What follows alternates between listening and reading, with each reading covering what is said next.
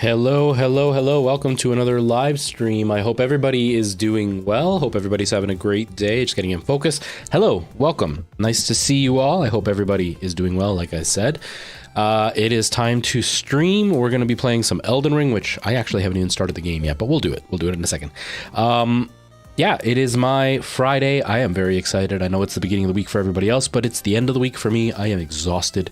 It has been a long, heavy week. It has been not a stressful week. It's just a week that was a little bit draining. I guess that's the best word I can use. It was a little bit draining.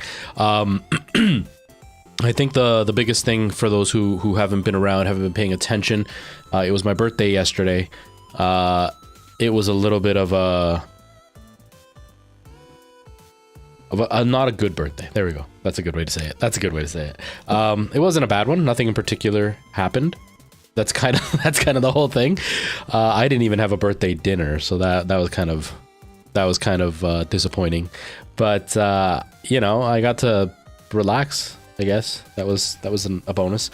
But yeah, so we're here. We're gonna be doing this. We're gonna be playing some Elden Ring. We're gonna continue with that. Thank you, Merle. Yeah, it was a little bit of a disheartening day, to say the least. But that's expected. When my birthday is during a breakup, it kind of sucks. But then on top of that, to make matters worse, or to make matters more frustrating, it's not even because it's not really bad news. It was just like an unneeded stress. If that makes sense, before you think I'm like freaking out and making everything like, oh, woe was me. It was just like something like, I didn't need this stress. My landlord showed up and he apparently he's getting divorced. He tried to make us feel sorry for him, saying that he's getting divorced and he's paying rent right now in an apartment. It's so expensive, says the landlord, who we are paying his mortgage for. But whatever. And so he has let us know that he is moving into this apartment where I am currently living. And he has given us the ultimatum of either move out or move upstairs at a higher rent.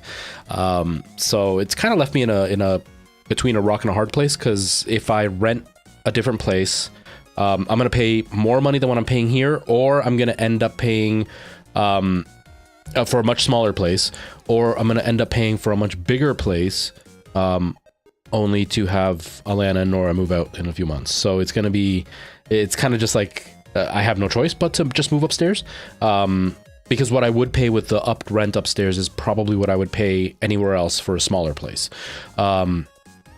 So more than anything, it's just the unneeded stress of having to like pack all this up and move it upstairs. That's going to be a nightmare to deal with. He's given us 2 months to kind of figure out what's going to happen. And so I'm hoping, I haven't seen him yet, but I'm hoping that I'll be able to talk to him first to get a discount on the rent, since he is displacing us. And two, hopefully he will give me an opportunity to move in slowly, and it won't be like a 24-hour day thing, because I don't have anybody to help me. And I've got like a giant fridge and like 3 giant couches to move upstairs, and I've got nobody to help me. So, you know, I want to see if I can do it over a couple of days and then just get my brother to show up for like an hour to help me get those 3 things up, and that's it. But everything else, if he gives us like 2 weeks to move in, or like a week to move in, I can like move things in every day. Because I'm not taking time off work because he decided he wants to move in here and he doesn't want to live upstairs. So it was frustrating, to say the least. Yeah, we went. My landlord decided he wants to move in here, and so he wants us out. And so he broke the news like right before my birthday, which was fun. But it's not like he's kicking us out completely. Well, kind of, but he's kicking us out and wants us to move in upstairs. So it's not a huge move, not a far move. It's just a big headache to have to pack up and move things upstairs. If he gives me like a couple of weeks to do it in, or like a week to do it in, at least I don't have to pack things up. I can literally just move them. You know what I mean? Then I don't have to box things up or anything. I could just literally throw them in a bag and go upstairs, you know, a little bit at a time every day. But yeah, the whole thing is it made my birthday much less exciting for me. Just that extra annoyance. You know what I mean? Like I said, it wasn't a bad birthday. It was a regular day. It wasn't a birthday at all. Like I got up, I did the dishes, I cleaned the kitchen, picked up Nora, and then sat around on my phone until time to go to work. I was gonna go to Costco to buy myself birthday dinner. and I was gonna buy myself a birthday gift because obviously I don't have anybody to do that for me. But then I couldn't buy the birthday gift because I haven't gotten paid, and so I don't have money. And I couldn't get myself birthday dinner because when I went to Costco, it was like there was not a single parking space outside of Costco. I don't know what the hell was up yesterday that everybody was at Costco. But I was already like not in a good mood. I wasn't gonna go spend an hour lined up in Costco to get some chicken wings. So I was like, forget it, I'm just gonna leave. So I'm hoping to go today to get at least the few groceries that I need to get. But yeah, so it just turned into like a completely regular day. Like I had leftovers for dinner for my birthday. Leftovers that I cooked 3 days ago. So it was not an exciting birthday. It was just a regular day. And so, yeah. And then like the cherry on top of it all, my dad calls me drunk off his ass. Talking about how he's dying and how he's going to get his life insurance set up for us and blah, blah, blah. So it was just like, really, this is what you're going to call me on my birthday to tell me? Like, it was just not a good day, to say the least. Sorry, I'm ranting. It was just frustrating. But, you know, it's past, it's done, it's over with, and now I'm here. So we're going to play some video games. Ken Ko, hello, nice to see you. Today's your birthday. Yesterday was mine. Means happy birthday, my country. Oh, JXP, hello. How's it going? Andrew Bites, hello, thank you for the rose. Ken, give me just a second, I will try in just a second. JXP, exactly. So I live in Canada, I live in Ontario, and here, unless I do something, they cannot kick me out, right? The only way they can kick you out is if they're going to renovate the place, like completely gut it and renovate it, or if they are moving in, like the landlords are moving in. Now, that being said, I don't think that's what he's doing. I don't think he's trying to just kick me out because he wants to rent it at a higher rent to somebody else. I genuinely think he does need to live here, because when we rented the place out, it was from him and his wife, and his wife was the one we dealt with for everything. Like, I didn't even know his name until about 6 months ago, because we only dealt with his wife, and I've been living here for 3 years. She's the one that I make the paycheck to for the rent. She's the one that I call about complaints. She's the one that calls us when there's an issue. Like, the people upstairs once complained about dog poop in the backyard, and so like she calls us. Like, we deal with the wife, but he's the one that always comes and does everything. So whenever there is a problem, we call her and she sends him and he comes and fixes it. But for like the last year, we haven't seen her. We still deal with her, like she's the one calling us, we're the ones calling her, but we don't see her. She never comes with him anymore. And the one time we had a major leak through the ceiling, and so I woke up and saw that our cupboards were all completely covered in water, and so I called her and she's like, yeah, my husband is there. And I was like, no, I went and knocked and I went and looked outside, there's no car. And she's like, oh, okay. She's like, I'm gonna try to get a hold of him. I'm like, okay. And then about 20 minutes later, I heard him. So I guess while I called her, he had gone out, and then he showed up because I took a shower after I called her. So I went upstairs, I knocked on the door. He's like, yeah, I bought the wrong part. He's like, the last tenants, they took the tap and didn't put the original one back in, and they didn't close it properly, so the pipe is slowly leaking. He's like, so I'm fixing it right now. He's like, I brought the wrong pipe. So I went to go get the pipe. She called me asking me to give him a message.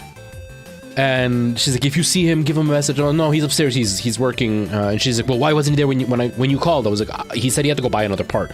But she was like being really suspicious, like he was doing something. And so we've suspected for a while that they were getting divorced. So when I woke up and Alana was like, I have bad news, I was like, oh god, he's gonna sell this place, isn't he? And she's like, no, he's moving in. And I was like, god damn. So I don't think he's actually trying to kick us out. I think he wants to up our rent. I don't think he realizes he can up our rent. So he's trying to find a way to up our rent without seeming like the bad guys. So if he moves in here and we move in upstairs, we're going to count as new tenants. So then he can set a new rent price. So I think that's why he's doing it.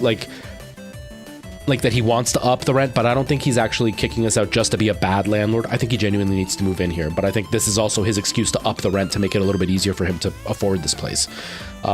Still frustrating though. I will be giving you this info. Okay. So the Jumpscares, if somebody donates $6.66 on Twitch or YouTube, then it sets off a jump scare in my ear. As far as Ken, Dwi Li Lomo, I don't know what the intonation would be, if there is any intonation, but happy birthday. in a circle with cheese cubes and sausage snacks. That sounds yummy, Merle. I love cheese and sausages, so that sounds yummy.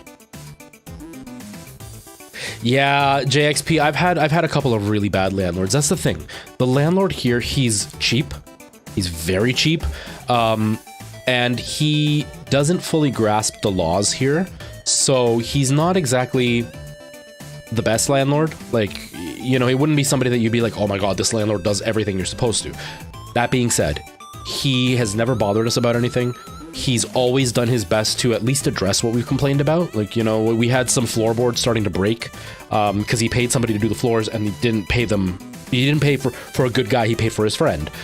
So they started to like snap and like split apart. We called him about it. Within a week, his friend was here. Shelby! Thank you, Shelby. Birthday gift on me. Love ya, buddy.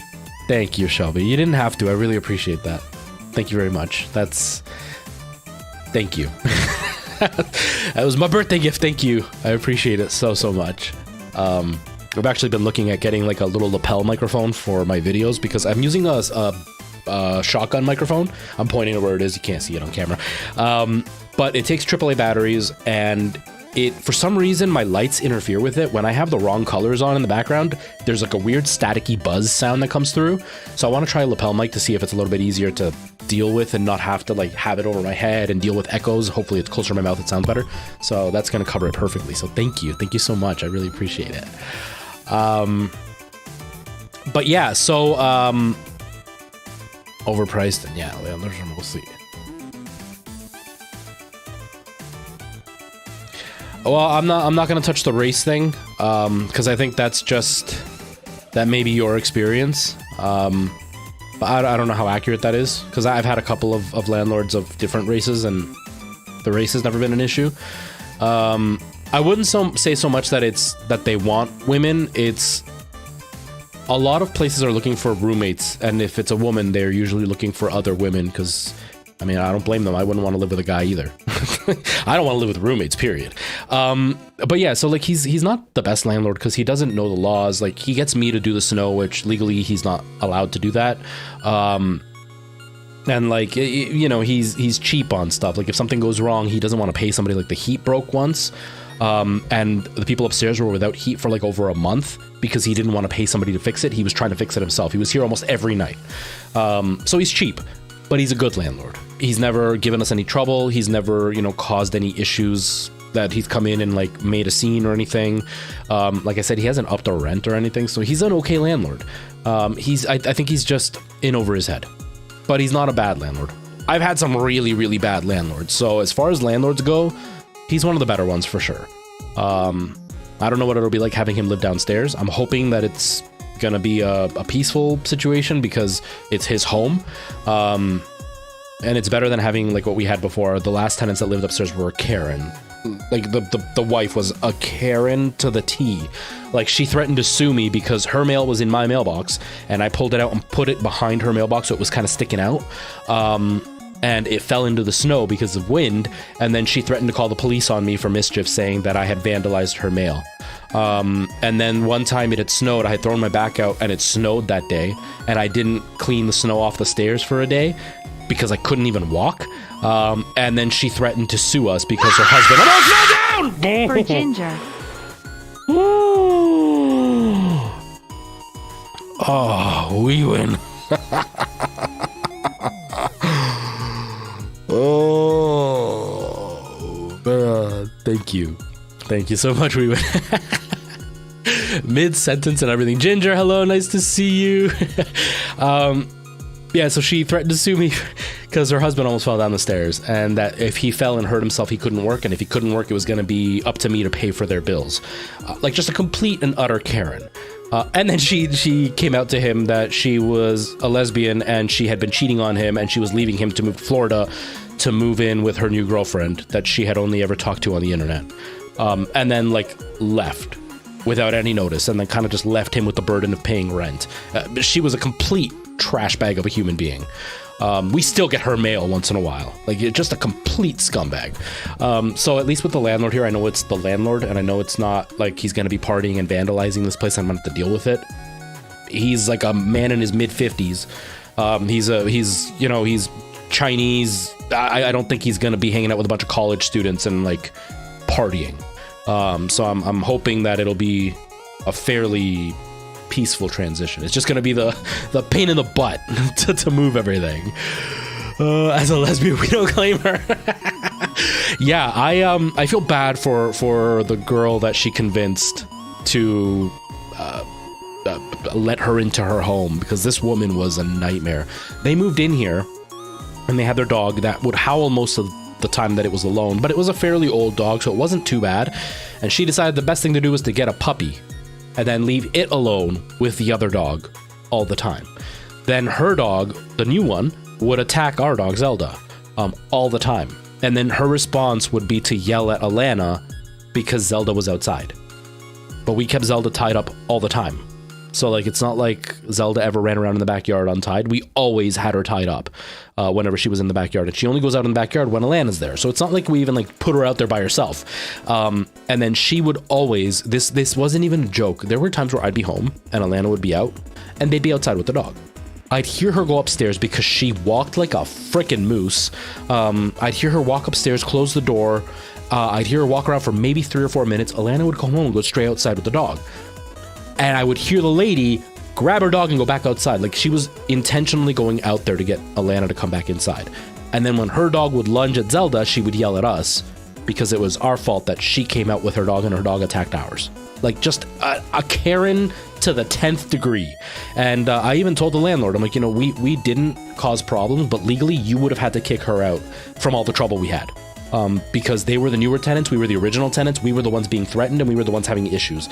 She would also play music 24 hours a day, full blast, because she didn't like listening to the dog bark, and that was her way to shut the dog up, is by having the music loud. Except the dog didn't shut up. We could still hear the dog barking on one side of the house and the music on the other. It was a nightmare. So having the landlord here is going to be a benefit to not have to deal with that. But still, I don't want to have to move everything. That's going to be... And it's like 25 steps to go upstairs.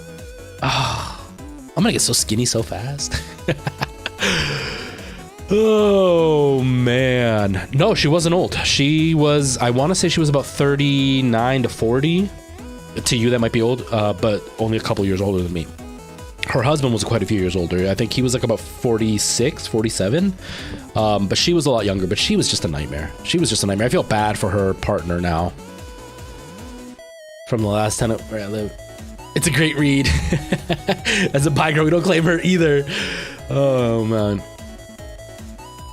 It's your best friend's parents. Nice, Ginger.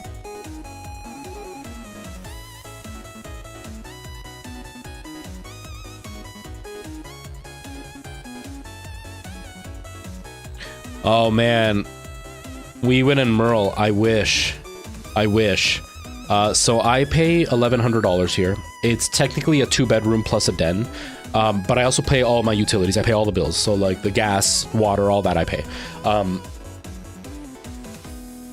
But we are when we got this place 3 years ago, it was under market. And since 3 years ago, almost all rent has gotten close to doubling in price.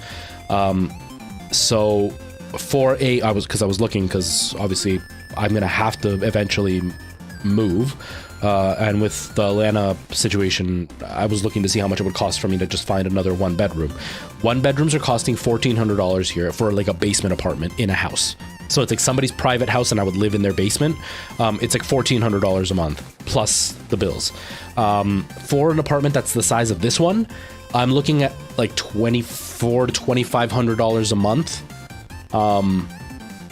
So we're getting like, it's $2,500 a month. Like that's more than a lot of people pay for their mortgage. And then I was looking at like a full house to see if the price was any better there. It was like $3,000 for a full house. It's stupid.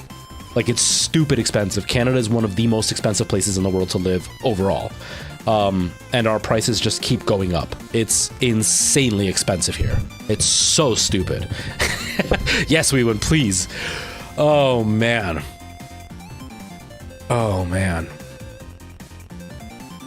Yeah, it's insane. It's insane. I got a very good deal in this place. That's why, like, with him asking me to move, he's gonna up my rent, and it's gonna be a considerable bump. I know the last people were paying like $1,400 upstairs, so it's like a $400 difference. No, $1,500 is what they're paying. It's $400 difference.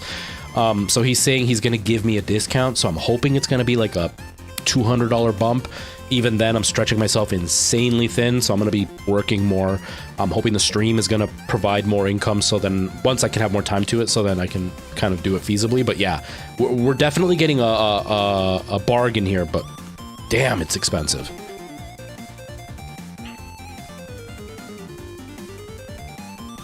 Yeah, we win. It's my paycheck right now. It's pretty close to that. That's why I'm gonna be doubling my work hours once Alana's gone. Just to survive, which is gonna suck, but thankfully the type of work that I do, doubling my hours is still gonna keep me okay as far as how much I'm gonna be working, but it's gonna suck.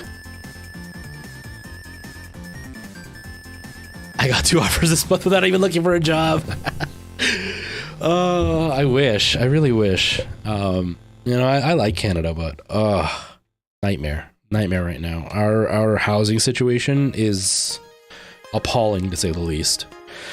Oh well. COD Ghostface, hello. We're gonna be playing some Elden Ring. I'm about to be starting right now. TN, hello. Nice to see you. Future, hello to you as well.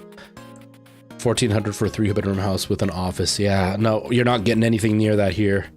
Nowhere near that here. It's disgusting. It's disgusting. But we live in a market that is insanely inflated. There's this video, most of you wouldn't see it because he's a Canadian creator who makes content about Canadian stuff, and he started a whole series where he was literally looking at castles in Europe and comparing them to what it would cost to get a house in Canada for the same price. And there are like full-blown castles with land that are costing less than like a tiny shack with like 2 bedrooms and like no backyard. Because Canada is so insanely expensive right now. And so somebody made a comment saying, Canada's going so bad, it's almost as bad as the States. And then he showed charts. The States is a joke compared to what we're going through as far as the housing market. I'm not saying that you guys aren't suffering. But like, you guys had the housing market crash in 2008 or whatever it was, when the bubble burst. That bubble never burst for us. We are still in that bubble, and it is still going up. And then he showed the chart, and like the States had a spike, and then it went back down a little bit. Ours has gone up and then spiked even further since then. Because what our government is doing is, instead of doing anything to like address the situation, they're just allowing more people to get loans, which means more people get indebted, which means more houses go up in price as people try to move. So our houses have like skyrocketed in price. In the housing market, that when the bubble happened, the house that we lived in at the time, my parents lost it because of the bubble.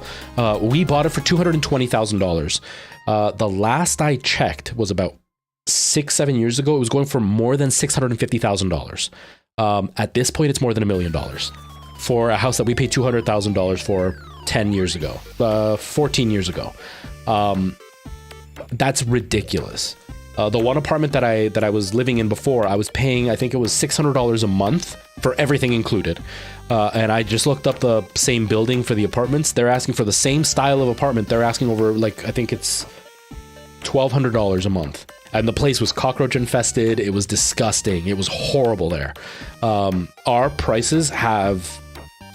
It's crazy. It's absolutely crazy. And our wages are better than what they are in the States, but not enough to make up for how much our housing has inflated. It's ridiculous. It's crazy.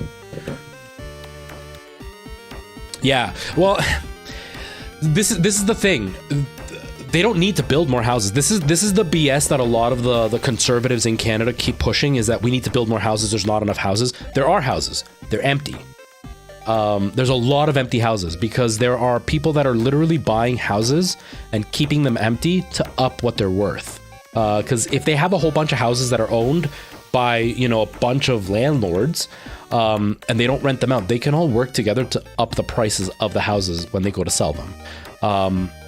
Or they turn them into investment properties, which automatically makes their prices go up because now it's an investment. It's no longer just a house. So there's a bunch of houses that are just empty.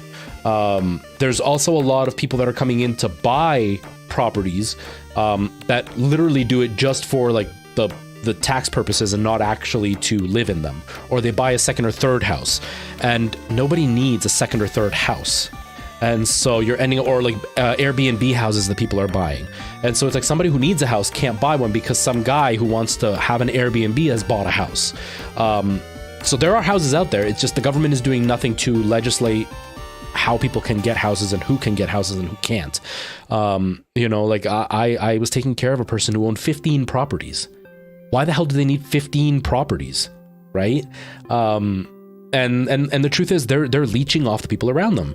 And so like that's not cool. You know, if you want to have one property to rent out or whatever, okay, I can get that. Even 2 properties, I get that. But like 15, nobody needs 50. Why don't you get off your ass and go work instead of, you know, living off everybody else? And so there's other legislation that needs to be done. Building houses isn't going to help anything if nobody can buy the houses. Because here in Ontario, they've done this whole thing where they're going to build a bunch of houses. All of them are going to cost over $500,000. People still can't afford that. So even if they build them, nobody's going to be able to buy them. It's the same situation with the healthcare system. The conservative government here keeps talking about how there's not enough hospitals, so they're going to build more hospitals. Except all of our healthcare workers have quit. So it doesn't matter how many buildings you have if there's nobody to work in them, right? Like I quit healthcare. That's one less person. So even if they build another whole hospital, I'm still not going to go back and work because the treatment is bad, the payment is bad, and what they are expecting us to do is not worth it. So building more houses is kind of the same situation. Building another house isn't going to help if you can't afford the house anyway. It's just going to sit empty and another rich person's going to buy another house. They need to add legislation to control who is buying what. That is the biggest problem that's happening here. That's another. It's not that it's not that the interest rate is encouraging more people. It's that there are less stipulations on who gets accepted. So even though the interest rate is high, and that's how they take advantage of it, the interest rate is high, but they're willing to take people with less money. And so before, you used to have to prove a certain level of income, a certain level of credit score, you know, some security to say, yeah, he's going to pay his house off on time. And then they lowered that bar going, well, we'll relax a bit. We'll relax a bit. Now it's to the point where people are buying houses they can't afford. So the interest rate is super high. So the bank is making a bunch of money. And then this person's going to default. So the bank's going to be able to just resell the house because they can give another loan to another person. And the bank gets their money back. And then this person's life is ruined, but the bank continues to just keep making more money. So the high interest rate doesn't really deter anybody. It's the fact that the bar is being lowered for more people to be able to buy houses. And the government is helping that by giving incentives to buy houses, you know, like first-time homeowners and special loans and special things. If you do certain things to your house, you'll get these special loans. I know there are certain like things where it's like if you buy a piece of land and you vouch to build on it, they give you a timeline. There are things you have to meet, but they're willing to give you an extra set amount of money if you do that because they want you to buy the land and actually build on it. And so people are more incentivized to go for it, even if the interest rate is way higher because, well, hey, I'm going to get an extra $100,000. I might as well do it. Right. And so that's where the problems lie. I didn't see it, Jack Ryan. I didn't end up doing anything for my birthday, so I didn't get to see it. I haven't gotten paid from work. Payday is hopefully going to be today or tomorrow. But I didn't have the money to go and see the movie, so I haven't seen it yet. Nick, hello. Nice to see you.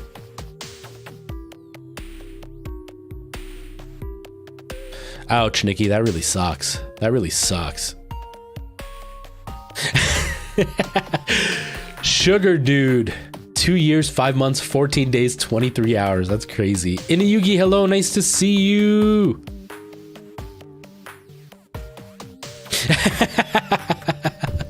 It just came up. We were talking about how I'm gonna have to move, and so it just kind of went into that. We're gonna be playing a video game though. The music is playing because I'm gonna play a video game. It just kind of the conversation just came up naturally. But yeah, so there's a problem, right? There's a problem. Canada kind of sucks when it comes to dealing with the housing market, but so do most governments, really. The sad part is the average Joe and Jill are going to be paying for it, which sucks. Oh, update, really? Please be quick. Elden Ring has to update. Okay, it's only 16 megabytes, so it'll be quick. Nick, my landlord is getting divorced and he wants to move into this apartment, so he wants us out. But there's an apartment upstairs, so he's offering the apartment upstairs to us. What are you going to eat, Merle? What are you eating? Thank you, Preston. Thank you. Yeah, it was a very somber birthday, to say the least. It was a somber birthday. I don't know what a poke bowl is, but sushi sounds good. I haven't had sushi in forever.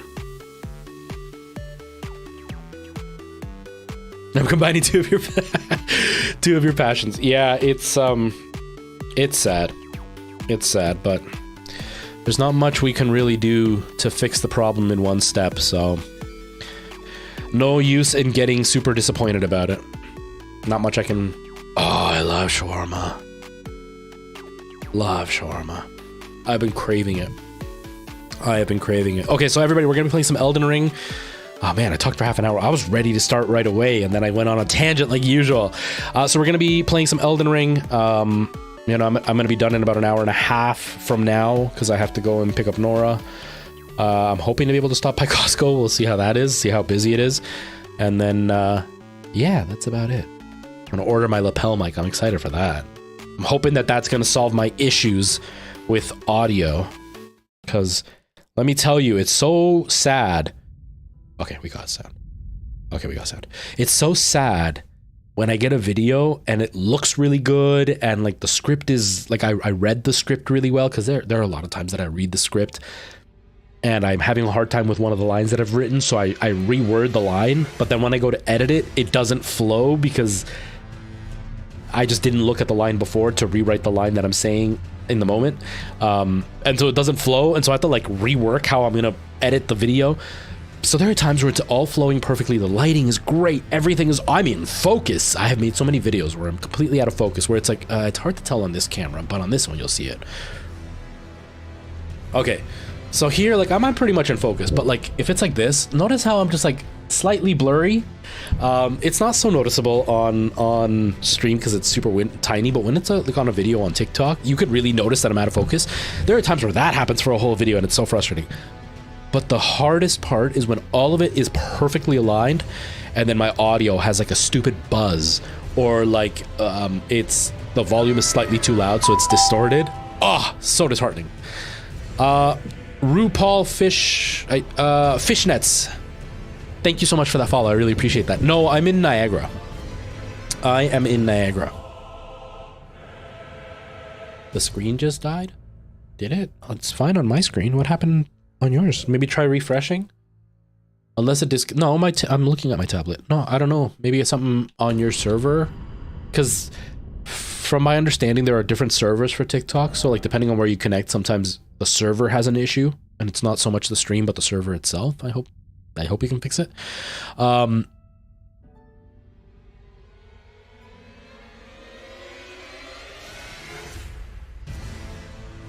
Cheapest ticket, 600 euros. If you like dining alone, why isn't your boyfriend going? I mean, your boyfriend's not going? I think I have to go on a trip, everybody. I think I have to go on a trip all of a sudden. I don't know, Preston. I haven't seen him. He didn't come back yesterday, and I haven't seen him today. So I don't know yet. I'm sure I'm gonna see him soon, but from what it's looking like, because of the cost of rent for a much smaller place, I'm probably just gonna end up having to take it. I talked to my brother about working some extra hours. It's gonna suck, but it's gonna be a sacrifice that I have to make. And then the hope is that once I start streaming way more often at a much more consistent level, that the income will be higher from the stream, which will then kind of balance things out. At least I'm hoping. We'll see though. I have no idea. I have no clue. Yeah, Justin, it sucks. It really sucks. It's so frustrating. But I mean, it's one of those things where like there's almost nothing we can do. We just have to kind of take it, and it really sucks that that's the case. Yeah, Southern Ontario is just completely bad. All of it. You know, like I'm from Hamilton, which is much more expensive than the Niagara region. But when I first moved here, it was when my parents bought a house out here, in Welland actually. And then I moved back to Hamilton after living in Welland for like 4 or 5 years. 5 or 6 years. I can't even remember anymore. It's all a blur. And then I lived there for a few years, and now I'm in the Falls. I prefer Niagara to Hamilton any day of the week. But yeah, now it's no longer such an obvious case that Niagara is less expensive. It used to be very, very obvious. Like, you could get a full apartment here, all utilities included, for like $450 a month for a 1-bedroom. Where Hamilton, like a cockroach-infested garbage place, was going for like $700 or $800 a month. Now they're much closer in rent. Like, it's like $100 or $200 difference. But when you're looking at like $1,200 to $1,400, it's not that giant of a difference. Whereas before, it felt really big when you were going from $400 to $700. But now it's like, it's not that huge of a leap. And so depending on like if you can drive or not, if you want accessibility to like most of the city, then you might want to live in a place like Hamilton versus here. But it sucks. It just sucks. Yeah, Welland is way too expensive now. All of it is. It's ridiculous. Yeah, Jack Ryan, that's exactly it. And there's an argument that people make of like, well, then you just commute, live out in the middle of nowhere and commute. And I did that for a while. And it's not feasible because what I was paying in gas and maintenance on my car was almost as much as it would have been to just rent a place in the city that I was working in. And the maintenance and wear and tear on my car was going to make me have to buy a new car way sooner than I wanted to. So it's not a feasible option to commute into work for everybody. Oh, is that another one of those bat things? I'm looking at this camera when I'm supposed to be looking at this camera. When I talk too long to this camera, I like get stuck in the mental that I'm talking to this camera, but it's this one, sorry. Hamilton folks scare me. Yeah, Hamilton is interesting. When I first moved out here, I went to a bar. I've always been really, really, really socially awkward. Like I've always had a very hard time socializing with people, and like I'm better if there's almost like if there's a reason to hang out with people. And I don't mean like a reason like, hey, let's go out to drink. I mean a reason like we're doing a job and I'm forced to hang out with people. You know, like I do musicals, right? And so like I'm doing a play with these people, and then they're all going to go and have a drink after the rehearsal, or they're going to eat dinner. It's a lot easier for me to kind of transfer into hanging out with people because I've been hanging out with them for the last couple of hours because I had to. But it's really hard when somebody calls me up out of nowhere and says, hey, you want to go for a drink? I have a really hard time. Preston, I don't know if you remember Todd, but this guy that I did a show with, out of nowhere, he messaged me. He's like, hey, do you want to go for a drink? And I was just like, okay. I felt really awkward, but I went. The guy was nice enough. I didn't have any issues with him. It was more of the socializing issue. And we went and hung out. I'm getting to a point. And so we're at this bar. I'm there. He shows up, and then he sees one of his friends at this bar, and he goes and talks to her. I think it was like his ex-girlfriend or something. I can't remember. It's been years. And so I'm by myself at this bar as he's talking to his friend, because she was with a group of people, and he just went to go say hi. He like, didn't go sit with them. He was just chatting with her for like, it was like 10 minutes. And this like trashy white gangster wannabe guy walks up to me, and he's like, yo, what you doing here? I'm like, just waiting for my friend. And he's like, yo, whatever. And he dropped the F slur. He's like, move, I want this table. I was like, I was sitting here. I'm just waiting for my friend. Rax, thank you so much for the follow. I really appreciate that. Welcome. And he told me to move again. And then I just kind of laughed at him and just kept drinking. And I've always been really bad with, like, I have a somewhat short temper. Never been violent, but I've got a somewhat short temper. And when somebody talks down to me, that short temper becomes even shorter. And so I get very arrogant when I respond. And so I kind of laugh and I just continue drinking. And then he lifts up his shirt. He's got a little knife, right? And obviously knives can be very dangerous. And so the cocky, arrogant side of me laughs in his face. Ow! Ooh!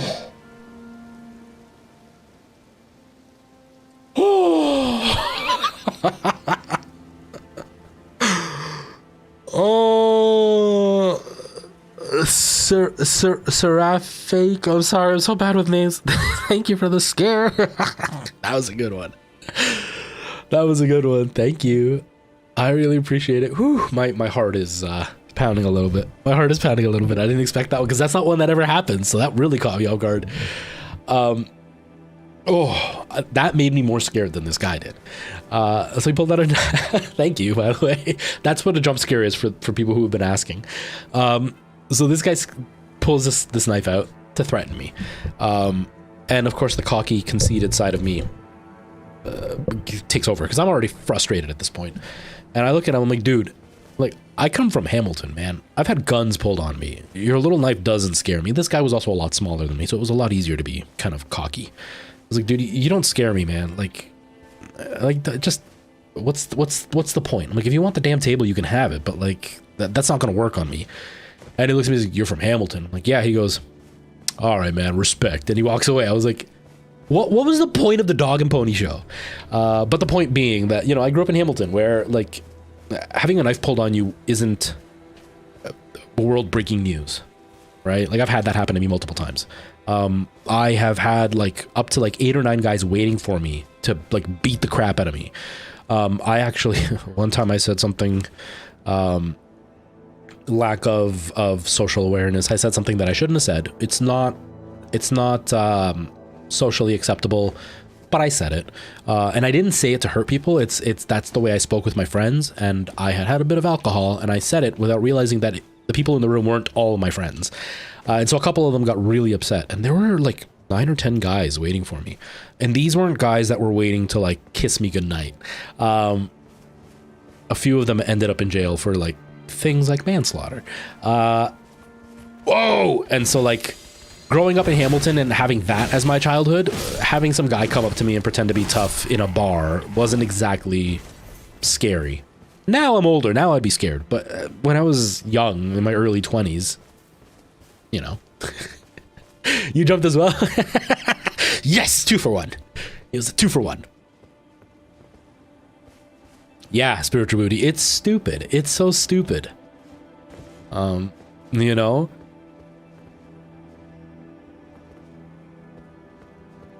it's some people, they need to prove that they're tough and that they can just kind of walk in and do what they want when they want. Mark Lee, hello. Welcome. Every man needs good night kisses. I do, but just use a breath mint first. Cause bad breath. Whew. Whew. What are you doing, Step? What are you doing, Step Bro? Thank you for the 100 coins. What are you doing? What are you doing? Step, Thank you so much again. I really appreciate that. Yeah, you gotta kiss the homies goodnight.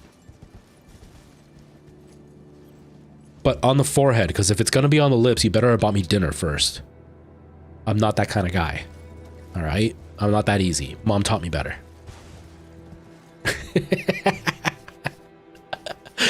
You can smell that from Canada?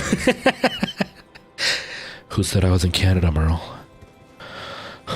That heavy breathing you're hearing? That wasn't me. That wasn't me.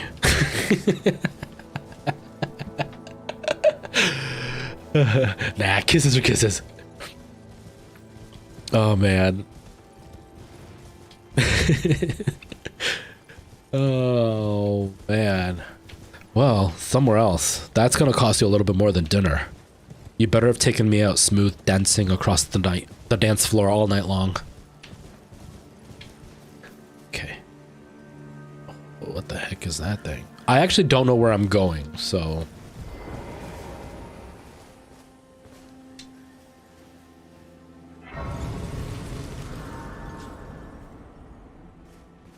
So I don't know what the latest update is. But if you're asking about like just the overall thing, basically DK Oldies has got a lot of heat because some people had bought stuff from them, and they started to have complaints about stuff not being up to standard. You know, like when you buy something used, you're expecting it to be a little bit scuffed up, beat up, whatever. But when somebody is selling something and they call it refurbished, they're supposed to refurbish it, which especially with retro consoles, it usually means you've taken it apart, you've cleaned it out, because if you're talking about like a 20-year-old console, it's been sitting around somebody's house for 20 years. It's usually full of things like dust and, in some pretty gross cases, cockroaches, and in some not so gross cases, still cockroaches, because bugs like the warmth of inside of the electronics. So traditionally, every used console seller that's out there will take the console at least apart and clean it, even if they don't try to fix it. But when it's refurbished, it's supposed to be taken apart, cleaned, and then they're supposed to make sure it all works. And if it doesn't, they'll at least do a repair on the parts that are broken. Girl Thulu, who hangs out at the channel, she used to do that. That's what her job was. She would take apart consoles, she would like clean out the pins, she would unbend pins on the NES or like on the GameCube. That was one of the first ones I saw of her doing that. We'd been friends for a while at that point, but like she took a GameCube and like fixed the laser to make sure it was reading the discs properly, like stuff like that. Not, you know, rocket science. To fix the laser, it's usually like twist a little screw into the right position, and then it's going to get the right ohms or something, and then it fixes it. But it's really basic maintenance. And some people started complaining that DK Oldies wasn't even doing that. And so, of course, a couple of YouTubers jumped on it, and they decided they would buy consoles from DK Oldies without saying who they were and see what they got. And almost all of them got something that wasn't what was expected. You know, some people, there was one guy that got a console that when he compared it to his own console, like it was completely washed out with the colors because it had just been beaten up so badly. Apparently it was all scratched up. There was still some crayon on it. There was other people that have taken consoles apart and like they've found full nests of cockroaches, dead cockroaches inside. So like they didn't even bother like using a compressed air blower on it to get that stuff out. You know, they're overpriced to begin with, and a lot of people got really mad that I said that in the one video, and they're like, well, if you don't want to pay it, then don't pay it. And it's like, that's not what the issue is. Like, they're overpriced. That's gross. But what the issue is that they're overpriced and then lying about what the, they're overpriced. I was trying to get away in time. But they're overpriced and then not even doing the bare minimum. So like, it's not just that they're above market, but they're above market and then lying to people of what they're doing. So they're ripping them off even more so. So there's this big lawsuit that's coming towards them. There's a class action lawsuit that's coming that has to do with that they're saying it's refurbished and it's not, or they're saying it's certain condition and it's not, and that's false advertising, and that's just illegal. And so so that's what they're coming after for. And a lot of people kept commenting, you know, well, if you don't want to pay that, that's your fault. Now you're going to sue them for it. It's like, no, that's just kind of like that's the slap in the face on top of them ripping you off. It's they're ripping you off and they're not even giving you the basics, while they're saying that they are. But even like the ripoff isn't even like slightly ripped off, right? Like if you buy something at like Best Buy, most of the time it's going to be slightly more expensive than like Amazon, but not drastically, right? Like you might get a capture card on Amazon for like $250 and at Best Buy it's $275. But like DK Oldies in that example, it'd be like, oh, well, you could get it at Best Buy for $275 or for $250 or $275, but then DK Oldies is selling it for $475. And it's like, why so much more expensive? Because they pay for ads, because they make over $1 million a year, right? So they pay for ads. And if you Google search retro games, DK Oldies is one of the first things that pops up, right? And a lot of people that are doing this, the gamers who are into it aren't going to be looking at DK Oldies for the most part. But, you know, the mom who's going to buy a gift for their kid who likes retro stuff, or the girlfriend or boyfriend who buys it for their partner is going to Google it and do it if they don't know any better. And then there's the gamers that are literally looking to just fill their collection. And because DK Oldies has such a grasp on the market, they're going to have more access to these harder to find games. So you're going to have almost no option but to get it from them, because I want it right now, versus waiting for a couple of years. Because now it's become so competitive. You can't just like hope that you're going to find a garage sale with like a used NES lot and all of a sudden the game you want is there, because everybody's looking for them now. And so like I have an NES collection of like 30 games, and I have all the games that I want, that I like, but a lot of these you're never going to find anymore without paying a really pretty penny for them. So they've almost kind of given you no choice but to buy it from them. But they're asking outrageous prices. Like, I looked up an NES. They wanted $300 for an NES, 2 controllers, and 2 games. But the 2 games were like the Duck Hunt Mario combo and like Super Mario 3. Like games that used to go for like $5 or less. The NES console, which you know is not going to be refurbished, and 2 knockoff controllers, not even like proper Nintendo controllers. $300. I paid $60 for my NES, which came with the Teenage Mutant Ninja Turtles video game and came with Mario 3. And 2 controllers. And I paid $60 for all of that. And then they're asking $300 for a way less deal. So they're slapping people in the face, ripping them off, and then not even doing the bare minimum and falsely advertising. Apparently, I've heard, I haven't looked because I don't even want to waste time on these guys, but I haven't looked. But apparently they've even added a disclaimer now on their site that basically says that they cannot be held liable if the refurbishment isn't to your standards. Basically, instead of actually doing the work, they're just going to put a little notice on the page so that way they don't have to do the work and then you can't get mad at them. But they can continue to say that they're doing the work. It's disgusting. It's disgusting. Don Tavis, hello. Nice to see you. Welcome, welcome. I don't think we beat anybody. Like, I went in here and we did the... Uh-oh, whoa. We did the medallion things. We got the 2 medallions and then I went up the elevator. That's all we did last week.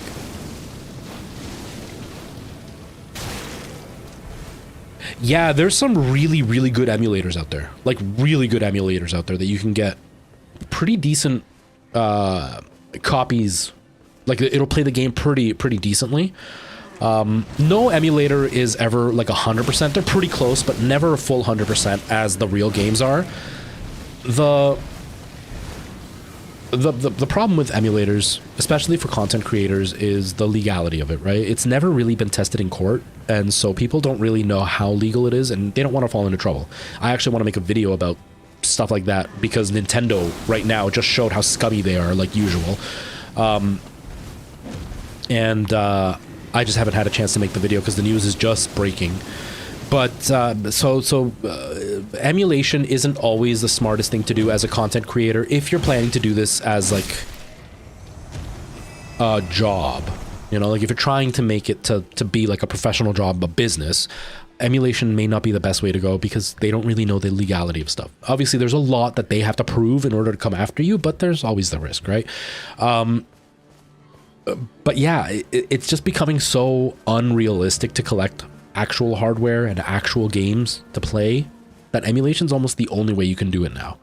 And a lot of the emulators out there are really, really well done. So it's almost like the companies themselves are forcing us to emulate because they're not giving us the opportunity to not emulate. And it kind of sucks. In Caelid, how do I get there, Don Tavis? I don't know where that area is. Tell me what rough area I need to go into. So Nintendo is getting a lot of heat right now, which the heat doesn't matter to Nintendo because they are such a successful company. Like, I think people don't realize, the non-Nintendo lovers don't realize how powerful Nintendo is because Nintendo, although it's not the mainstream, although not every streamer who does Nintendo is going to blow up like with COD, where like the biggest streamers are playing Call of Duty or Fortnite or PUBG, the Nintendo streamers aren't blowing up as much because everybody sees Nintendo as like a kid's company. But Nintendo is like the Disney of video games. They can fail miserably and still be on top. I mean, from the Nintendo 64 and on, it was just failure after failure after failure for Nintendo, right? Like the Virtual Boy came out, that was garbage. The GameCube came out, and although it was very powerful and very revolutionary for its time, it didn't sell very well. The small discs limited what console developers could do, so nobody wanted to develop for the GameCube because the discs were so small. So the GameCube didn't do well.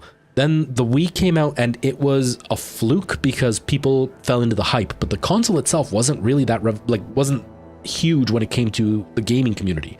The Wii U was a complete disaster. The 3DS was a disaster up until like 2 years after it was released. They failed a lot, and yet they are still insanely successful because what they make is very good quality when it comes to games and stuff. So people don't realize how powerful they are. So any heat they're going to get is no big deal to them. Just like the heat Disney gets for a lot of the trash they pull, it never affects them. So that being said, a streamer, a YouTuber, content creator makes videos about modifying games and stuff. And he made some Zelda mods. He's not selling them. He's not doing anything. He's just showing them on his video. For Breath of the Wild. And Nintendo gave him 2 copyright strikes. And if you know anything, there's copyright claims and there's copyright strikes. Copyright claims just basically means they're going to take your revenue. Copyright strikes, on the other hand, are fully saying they own it and they don't want you using it and you get punished for it. And then the only steps you can take is they give you a copyright strike, you contest it, and then they need to sue you. And Nintendo's got money to sue. So it's no big deal for them to sue some small YouTube creator, and it would cost the YouTube creator millions of dollars to fight Nintendo for a video that's going to make them a few $1,000s maybe. So Nintendo gave them 2. The thing is, with YouTube, you get 3 and you're out. And the 2 that they got are permanent. They will never go away. And so this guy's channel is about to be destroyed because Nintendo doesn't want him showing mods. But Nintendo also says he doesn't want people to stream, or they don't want people to stream. And they kind of pick and choose who they want to take down.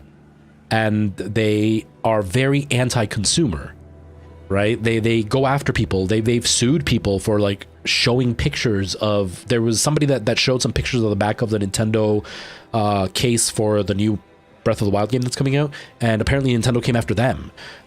Like they're full-blown tyrants when it comes to video games, and so they're coming after this YouTuber for making videos that it's a mod. Like it's nothing that's going to harm Nintendo in any way, but Nintendo doesn't want that, and so they're coming after him. And they're basically threatening his livelihood because they're butthurt that they're showing some modifications you could do to Zelda. Like, Nintendo is insanely greedy and disgusting when it comes to the way they treat their players. And it sucks because their content is so good and they've got a stranglehold on the community. And so, like, even though they are complete scumbags, their games are so good that people are willing to overlook the scumbag moves, which really sucks, which is why I make these videos talking about how the industry is dying because of big companies and CEOs, because they do stuff like this. And a lot of gamers get mad at me, and they're the ones to blame. They're the ones that are at fault for this happening, because they are the ones that will go, yeah, but Nintendo's Nintendo, it's okay. When it should be Nintendo's Nintendo, they should be the ones not doing this. But nobody ever holds them accountable, because fanboys and girls will continue to be fanboys and girls and will attack anybody that calls out anything that's wrong with them, which is disgusting. No, not Wood from Beat 'em Ups. I don't know if anything's happened with him. I know he had gotten in trouble in the past for other things. I don't know if he got in trouble for the Breath of the Wild thing that happened. I don't think he would, because he didn't sign an NDA. It wasn't like they sent it to him. It wasn't like he stole it. He bought it legally. Alexandra Carrier, thank you so much for that follow. I really appreciate that. So it's like, he didn't do anything wrong, whereas like the modifier modded the game. He made a code and he actually physically did something wrong. So I don't think Nintendo did anything to Wood. As far as I know, I haven't heard anything. If they did, I'm pretty sure it would have been all over my feed, because I follow a bunch of people that are friends with him. But it's still scummy. It's still scummy what Nintendo does. Yeah, Preston, it's hard to want to support them when they do stuff like that. It's rough, because honestly, it's disgusting what they're doing. And like, streaming is free advertising. Most companies understand that. Like, I'm with Deep Silver right now, and they're going to give me, hopefully, knock on wood, a key to Dead Island 2 so I can play it for everybody.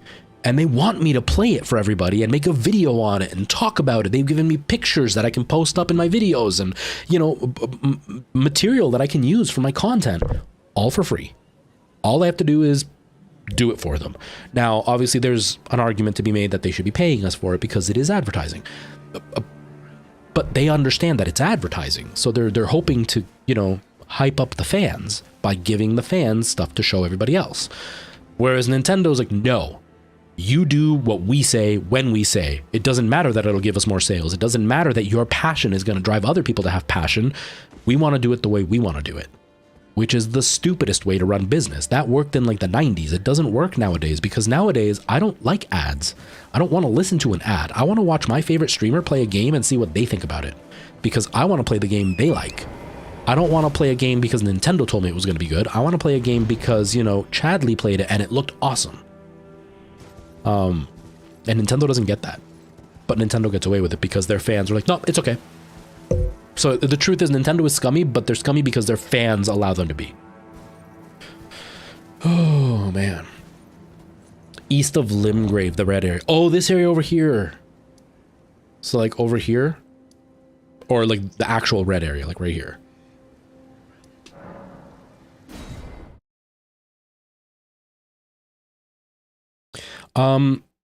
I think we win. The big reason is because the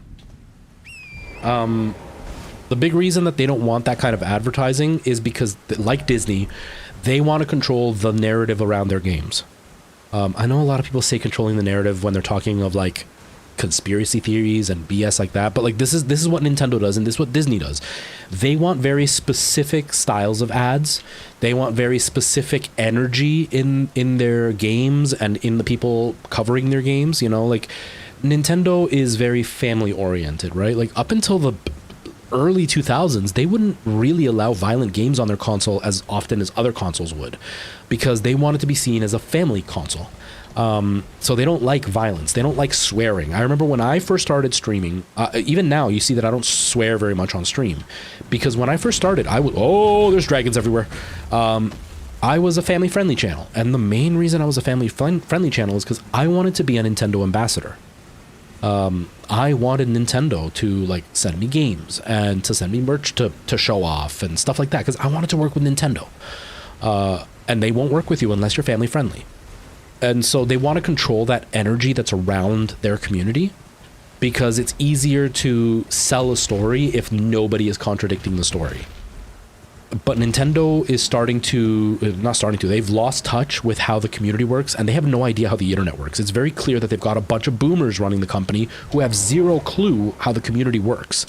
That's one of the reasons that the loss of, I don't remember his name right now, the guy who was in charge of Nintendo and died of cancer, that's one of the reasons he was such a tragic loss because he was much more in touch. He was a gamer and he was much more in touch with what was happening. I mean, when the 3DS was failing, his first step was south of the fort. Okay, so this way. Okay. When the 3DS, if you don't know this, I'm going to make a video about this too. When the 3DS was failing, most companies will they'll pull it off the market or they're going to do some kind of like big blitz with the media trying to get people to buy their console. But they won't actually do anything that will help keep the console floating. I didn't mean to trigger this guy. I don't want to do that again. I don't want to die again in one hit. And then what he did was he said, all right, we're all taking a pay cut. Everybody, the higher ups, he took a pay cut. I want to say it was something close to like half of his pay was cut off to put towards the 3DS to make it succeed. And then they lowered the price of the 3DS with that pay cut in mind. And it saved the 3DS. The 3DS became a huge success after they took these steps to lower the price to make it more budget friendly for people. Because who's going to play the 3DS? A bunch of kids. And who's going to buy it? Their parents. And their parents are going to have to buy 2 or 3 if they have multiple kids. He understood that. And so he decided, I'm going to take a pay cut. We're all going to take a pay cut so the kids can have these because it'll be more budget friendly for the family. And the more kids have them, the more games will sell. And it worked. Whereas like Nintendo's media group all think that it's like it was in the 90s where you have a television channel that's going to tell you what to buy. They don't realize that people are more in touch with their community now and that we can hear when garbage is happening. And a lot of garbage is happening and it's being called out and Nintendo has no clue how damaging it's going to be in the long run for them if they don't change their course, which is really sad.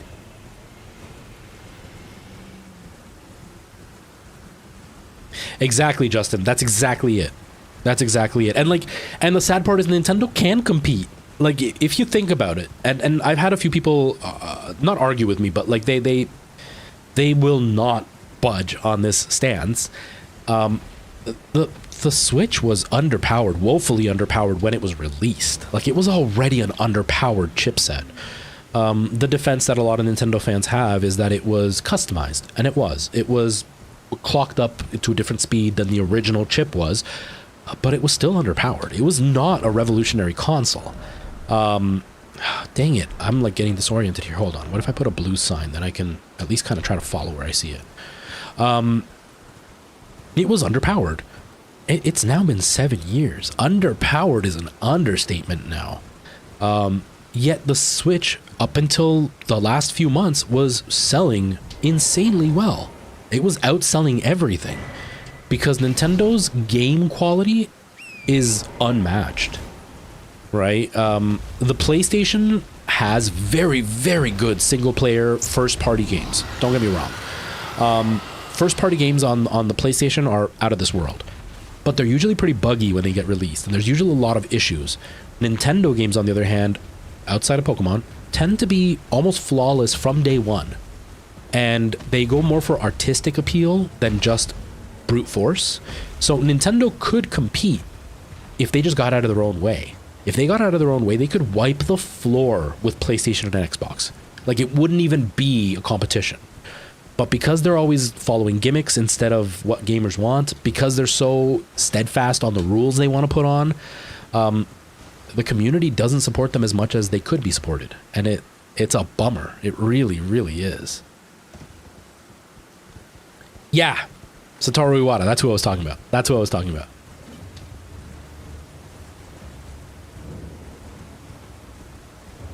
How do you like your laptop, Nikki? Yeah, Spiritual Booty. And again, it's Nintendo in their own way. Instead of hosting servers like they do with, PlayStation and Xbox, they decide that it's going to be peer-to-peer. So you're reliant on the other person's internet service and their console itself. That is really unreliable. But they still want you to pay. Now it's more worth it to pay for the online service because there's a bunch of games that you can play. But like it's very unreliable. It's not like Xbox or PlayStation, which, although, I'm still of the old mindset of, when it was free. I'm a big PC gamer. I like free stuff when it comes to online services. And Nintendo was... I got disoriented again. Nintendo was offering a bad service and charging you. Like, Xbox was charging you and PlayStation was charging you, but at least the service was steady. But Nintendo is just in their own way. They want to do it their way, and they don't care that other people have already tried it that way and failed. Sometimes it works, and when it works really well. Hence the Switch being a 2-in-1 console. Phenomenal idea. Everybody thought it would be a stupid idea. Great idea. But still, they need to listen to their community a bit more than what they do.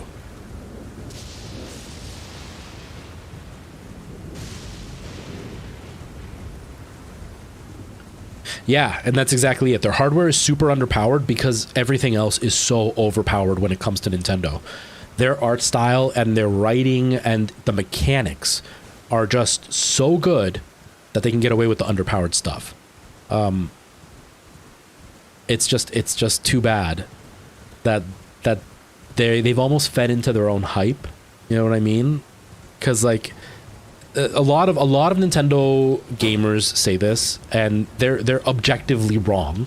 Where they say Nintendo's never been about power, it's always been about the artistic style, but that's objectively wrong. Because the Super Nintendo, when it came out, it was like top of the line graphics when it came out. The N64 was top of the line graphics when it came out. Like, the PlayStation was like their main competitor, and the PlayStation looked like trash compared to the N64. The N64 was on a cartridge, so it was limited. But graphically, it was far more powerful than the PlayStation 1 was. The GameCube was one of the best looking consoles at the time. But again, the disc was really bad, the controller was kind of weird, and the game selection wasn't good. But it was still very powerful. And then the Wii happened. And then all of a sudden it became about art style and not about graphics. And I don't think graphics are everything, because I mean, the Xbox, on paper, according to Digital Foundry, almost on everything that's multiplat, they outperform the PlayStation. Not by much. By like 1 or 2 frames on average. But they still outperform the PlayStation. Yet the Xbox is objectively doing the worst out of all three. They've got no first-party games that are making people excited. They've got no, blockbuster games on their console that you can't get anywhere else.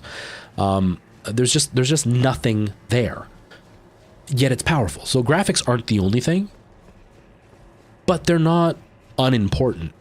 People still want games to feel good and look good, right?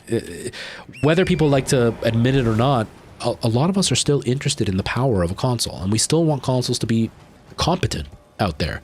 And Nintendo has fallen so deep into the artistic style over graphics that they're not even like on the same continent anymore, which is sad.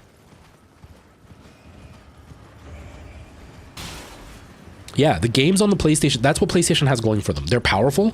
Like I said, it's like 1 or 2 frame difference. It's not really a noticeable difference. And the people who notice it are either A, lying, or B, they're the people that that is what they do all day long every day. Whoa! I didn't see that. I thought it was one of those Dead Spirit guys. Like that they literally run like a tech channel, and their whole thing is like checking how games perform and all that. But if you don't do that, you're not really going to notice 1 or 2 frame difference. Like, it's not going to be a huge deal. I know there was also a big issue with the ray tracing and SSAO in Dead Space. On the Xbox, it ran perfectly fine. They had to come up with a new algorithm for the PlayStation because the PlayStation couldn't do it. Because the PlayStation, something about the lighting is software reliant on the PlayStation, but on the Xbox, it's hardware reliant. Like, it's built into the hardware to do it. I think it was the lighting. There's something that is on hardware on the Xbox, but on the PlayStation, it's done by software. So there are issues, but the PlayStation has a phenomenal library. PlayStation has a lot of first-party games that you cannot play anywhere else, and it's not just like Halo, where it's a generic shooter. It's a full-blown epic saga you're going to play that you can only play on the PlayStation, on PC now, but still, you know what I mean. So PlayStation is definitely the more competent company to purchase from. Holy crap. But man, Nintendo's just out of touch. Nintendo's just out of touch. Yeah, I don't know about Starfield. I haven't when it first got announced. Dang it, I am so far away from where I just was. When it first got announced, I know it was super hype. I think a lot of the hype has died because of how long it's taken, but I also know that the community that's involved in it is so invested in it that I don't think it'll fail just because the community will keep it afloat.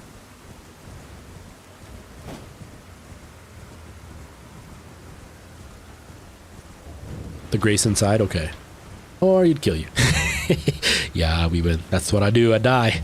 It's my skills. Uh-oh, I did it again. No, get away from me. I keep walking right into this thing.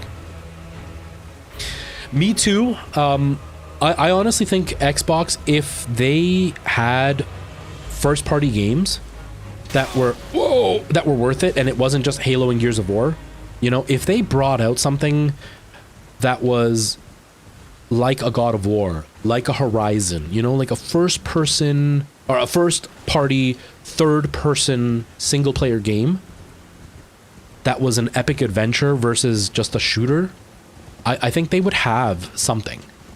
But the few games that they did come out with were okay, but they weren't, Xbox was still new, so it wasn't really,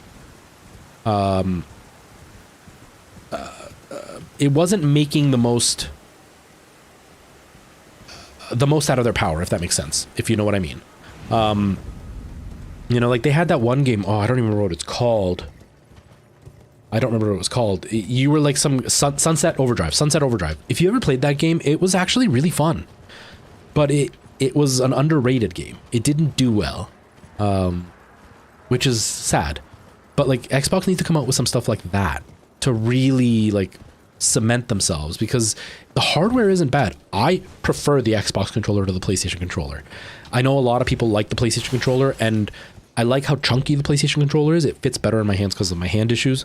I also really love the DualSense. I think the DualSense is game-changing when it comes to controllers. But I like the offset joysticks. I prefer the offset joysticks by far. And they have rumble motors underneath the triggers, and how many games actually use them? Not many. And it's not It's not really revolutionary. It's just like an extra little detail. So I think PlayStation is doing the right thing when it comes to first-party games and all that. Xbox just isn't. And if they did, I think they would have a much better chance. And the Xbox fans are just like the PlayStation fans. They are ride or die fans. But Xbox isn't giving them anything to ride or die for. You know what I mean?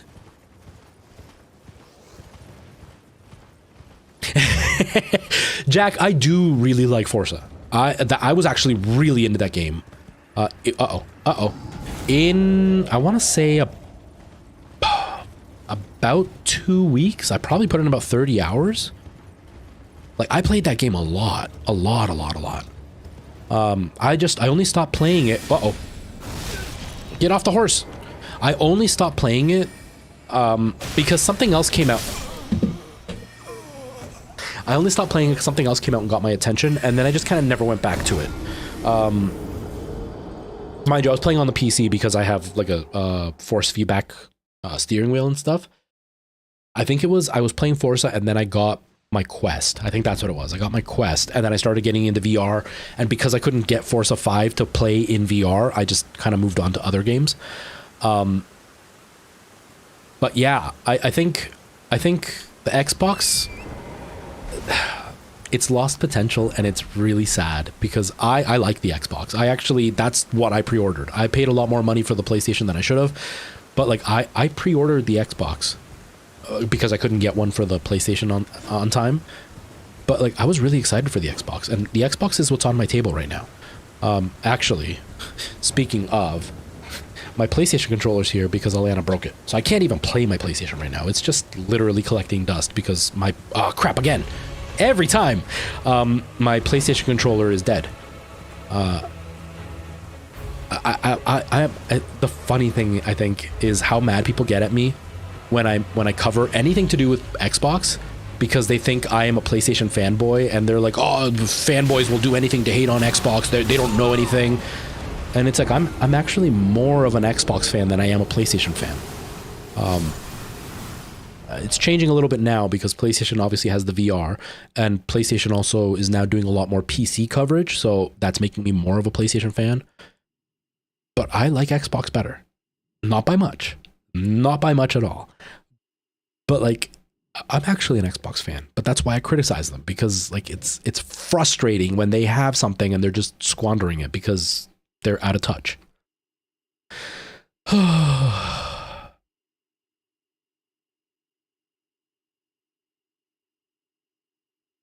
Yeah, they're way more logical than fun, for sure.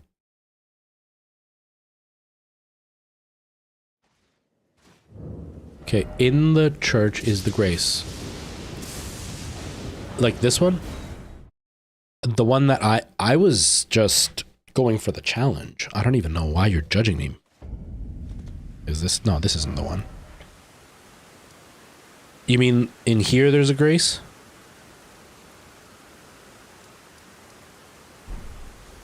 I don't know what you're talking about, we win. It's not even there. I don't even know what you're talking about. Yeah, it's and that's it. They're trying to appeal to the hardcore gamer, which in itself sounds like a good idea because, you know, the hardcore gamer would be the one that would be buying the games. Except the truth is those hardcore gamers may be the loudest, but they are also, one, the most toxic. Overall, not all of them, but they're the most toxic. They're the least supportive of anything outside of what they like. So, like, people who like Call of Duty will not touch any other kind of game unless it's Call of Duty, and will mock anything that is not Call of Duty. They're not exactly who you want to sell to, because they're not going to give you the most money. As a business, they're not going to give you the most money. They might be the most loyal, but they will quickly turn their back on anything that isn't what they like. You want to go for the more, not casual player, but the more open, less dedicated player. Like for me, I like Soulsborne games. Don't get me wrong. I love them. But you know what I've been playing for the last 3 days for hours on end? Like I'm going to be playing it as soon as I pick up Nora from school, is Divinity Original Sin 2. I've been playing that for hours on end, and that is nothing like Dark Souls. I've also been playing Fear. Back from like, what was that, 1998 or something like that? Whenever that game came, no, 2003, something like that. I can't remember what year it came out. I've been playing that. That is not a hardcore gamer's game, but I'm still playing it. And that's what Microsoft needs to go for, is the games that are going to make people feel like they want to play a variety of stuff, because then you give people options. But Microsoft is going after the Call of Duty guys and the Fortnite guys and girls. Uh-oh. Whoa, I'm dead. Oh, I survived it. And like, that's not the market you want to go for. They're really loud, because god damn do they like to criticize people, and do they like to mock people and all this stuff, but like that's not the crowd you want. But Microsoft doesn't see that.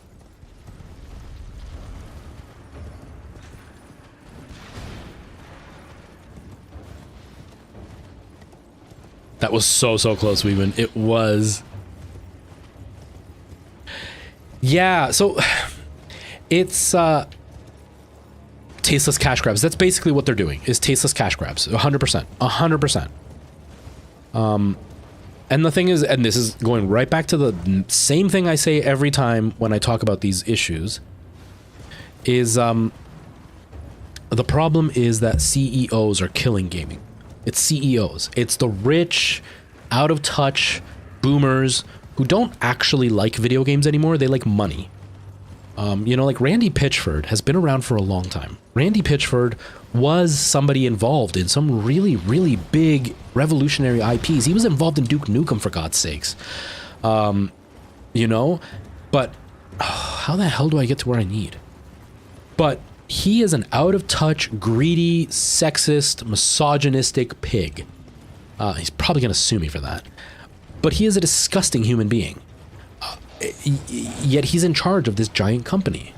And his greedy mindset is ruining that company, making games not worth it. Look what happened to Borderlands. Borderlands 1 was amazing. Everybody loved it. Borderlands 2 was great, but it was, you know, kind of the same. Then Borderlands 3 came out, and it was huge news because it had been so long, but almost every review went back to the same thing of, yeah, it's the exact same thing over and over again as the other games, and it's not anything to write home about. People were more excited about the Tina game than they were about Borderlands 3.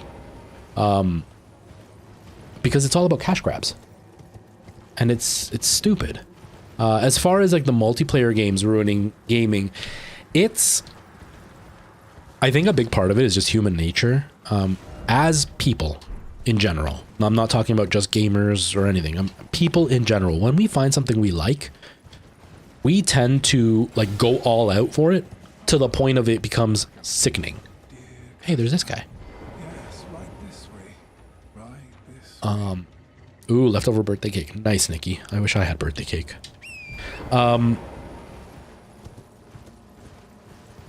Yeah, exactly. 85% off on PlayStation, and it just came out. Like it's just as in relatively not too long ago.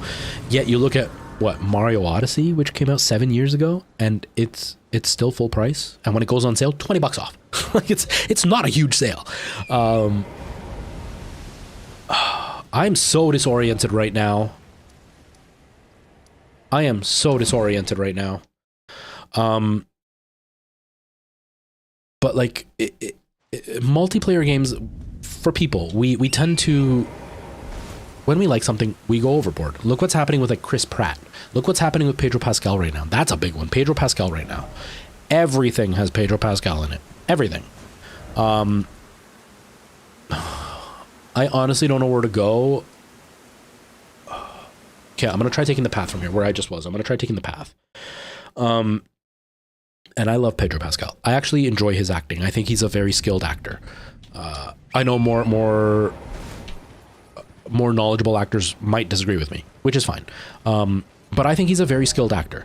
But what's happening? He's everywhere right now in our face because we love him so much. But he's going to burn out and people are not going to like him anymore. And it's kind of what happened with multiplayer gaming. When I was a kid, you know, in the 90s, because a lot of the guys running these businesses now were in their like late teens when I was a kid, when gaming was really starting to pick up steam. And when I was a kid, the biggest thing is you wanted to play with your friends. every game I rented, I wanted it to be co-op. That was like the big thing I was looking for, was a co-op game. And I was looking for games to play with my brother. Like, I wanted to play with my brother so bad. And there was rarely anything that was co-op. Most two-player games where we would take turns, right? Like, we would get two separate characters, but you literally take turns, like Super Mario Bros. 1, right? But there was nothing really that you could play together. And then the online thing became a possibility. And people got really excited that you could start playing with your friends that didn't have to be at your house. That they could be at other people's houses and you could play together.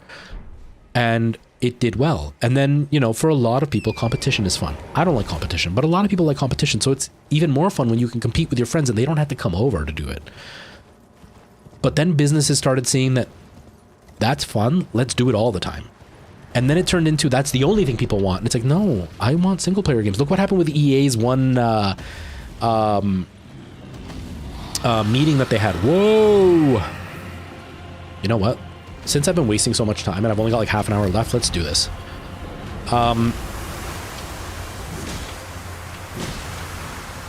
They had that one stock meeting or whatever where they were talking about like their income, and the CEO, he's like, single player gaming is dead. Nobody wants single player gaming.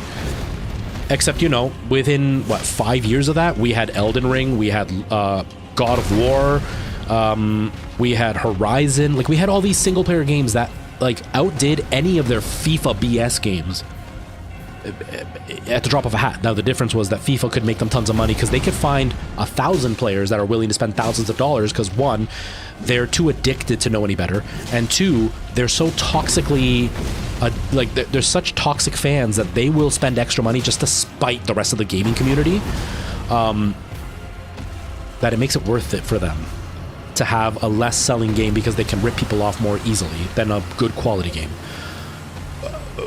But yeah, there's this stupid belief that CEOs have that no, you have to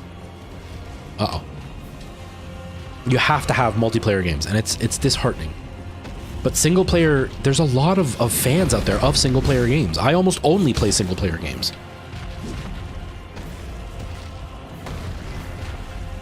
Yeah, I'm the same way. I would rather have a co-op story game, you know? Pedro is daddy.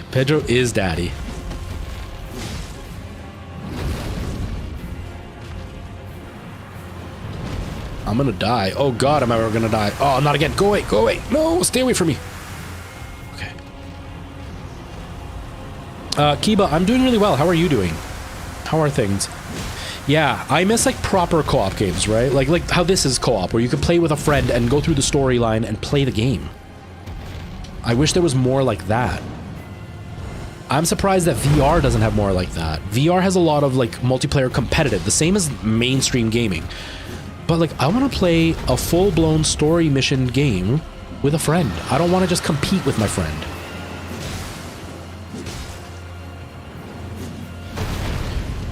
I don't know if you're watching, Preston. If you're not, and you're coming to watch the VOD afterwards, look, I'm doing it. Preston and I were talking, and he was saying that I need to learn how to ride a horse while fighting because it's so much helpful. It's so much more helpful. I'm doing it.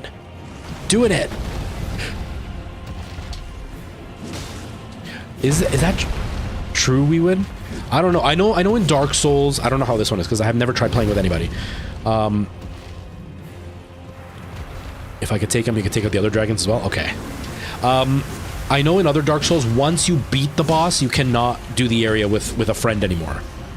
So I'm guessing this is the same thing. Like once you beat the boss, that's it. Oh crap! No! Go away! No! Ah! I wasn't paying attention. Dang it.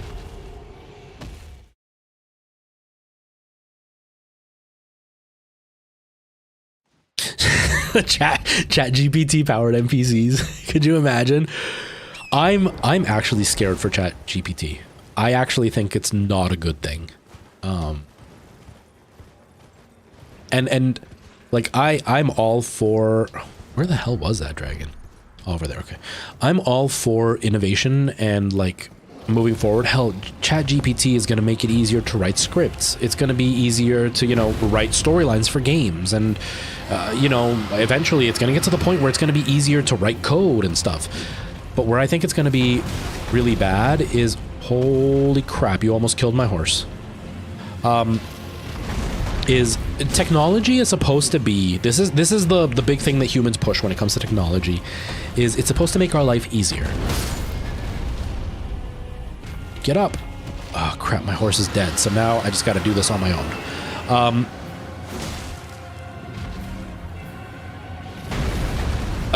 So like the whole idea is, oh, I'm dead. How did I survive that? How did I even survive that? You know, they're supposed to be like, oh, this is gonna make your job easier, so we can still pay you, but you work less. So that way you'll have more free time, but you're gonna make the same amount of money because the same kind of work is coming out. But what happens in our world is you have greedy CEOs, again, that are gonna go, well, if I don't have to pay them, I'll just get rid of them. And I'll have one person do the work that they were all doing because now they have these tools to make it easier, so I can pay less people, get the same amount of income, and keep it for myself. So my worry with ChatGPT is we're going to end up with a bunch of people getting displaced from their jobs, and we're going to end up with a bunch of lazy people getting praised for stuff that they didn't actually earn. You know what I mean? And people who actually put in the work are going to suffer from it, which is scary. But on the same thing, it is exciting to know that they're going to have much better AI for video games. And there's going to be much better, like, realism when it comes to the way games are being played, while still being able to scale in a much more believable way. You know what I mean? Because some games, they scale in a very obvious way. It's like, oh, you're dying? Okay, we're just going to give you more health. And it's like, that's not what I want. I want the game to feel like it's still giving me a challenge without feeling like it's handing me the win.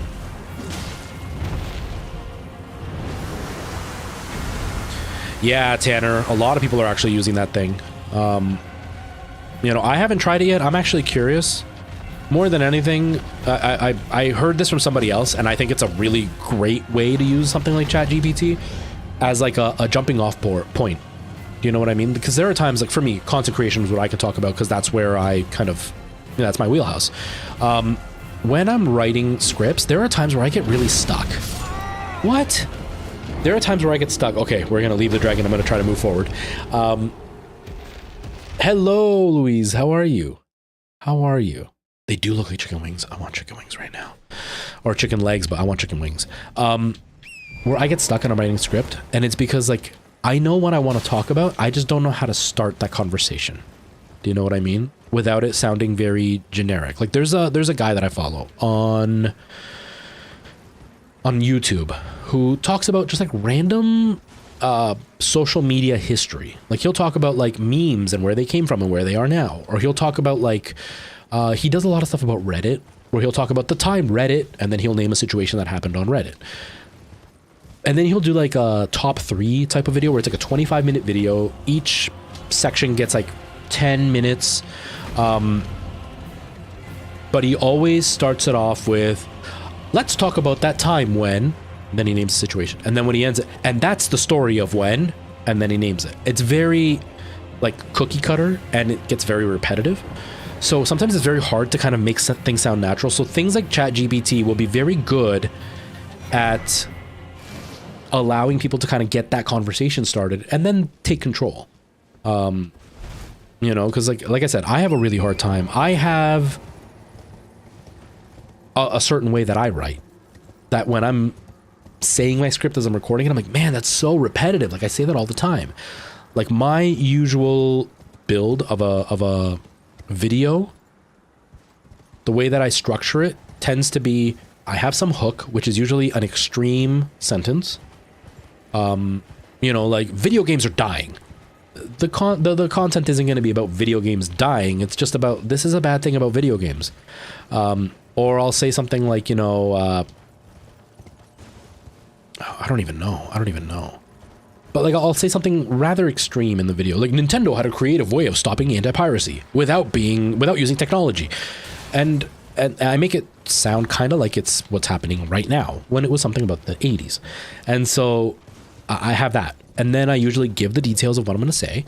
And then I usually end up with some sarcastic remark. You know?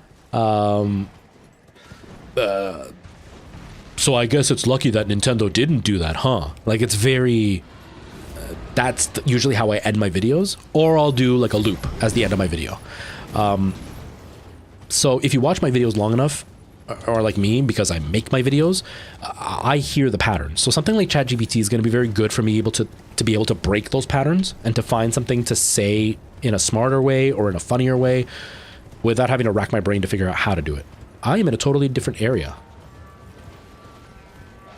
Sorry, I was talking when I wasn't watching chat, and now I'm in a new area and I have no idea where I am. I'm gonna die. Oh wait, there's a thing. Give me a thing. Give me a thing. Connor, hello. How you doing? Welcome. Welcome.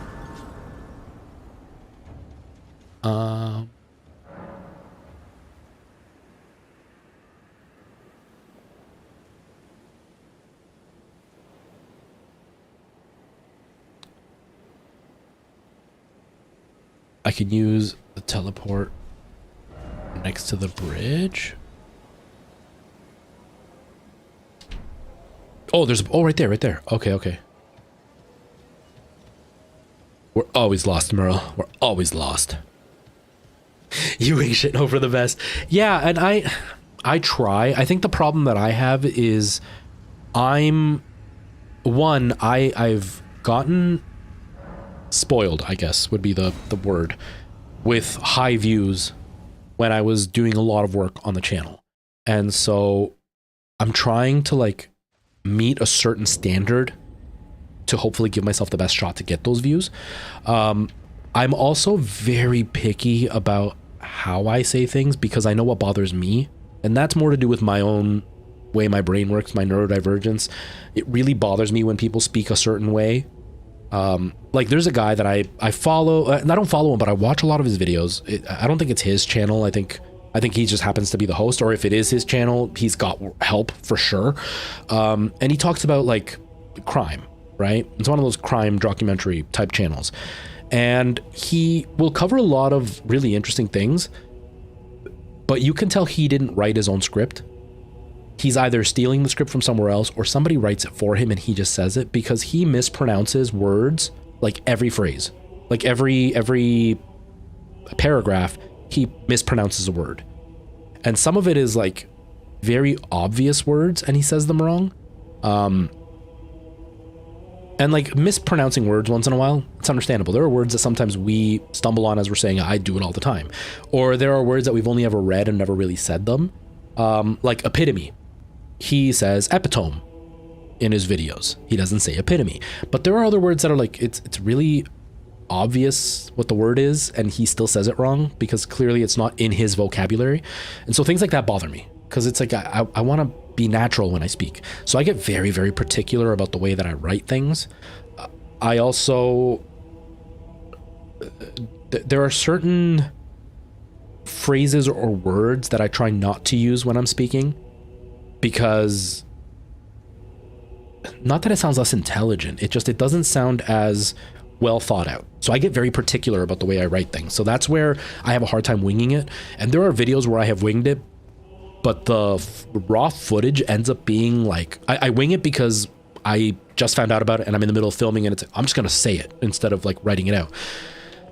But then it's hard for me to get it to flow when I'm editing and it doesn't happen as smoothly. So when I end up having like the raw footage, it ends up, normally my raw footage for a video, for like a 30-second video is about 5 minutes of recording.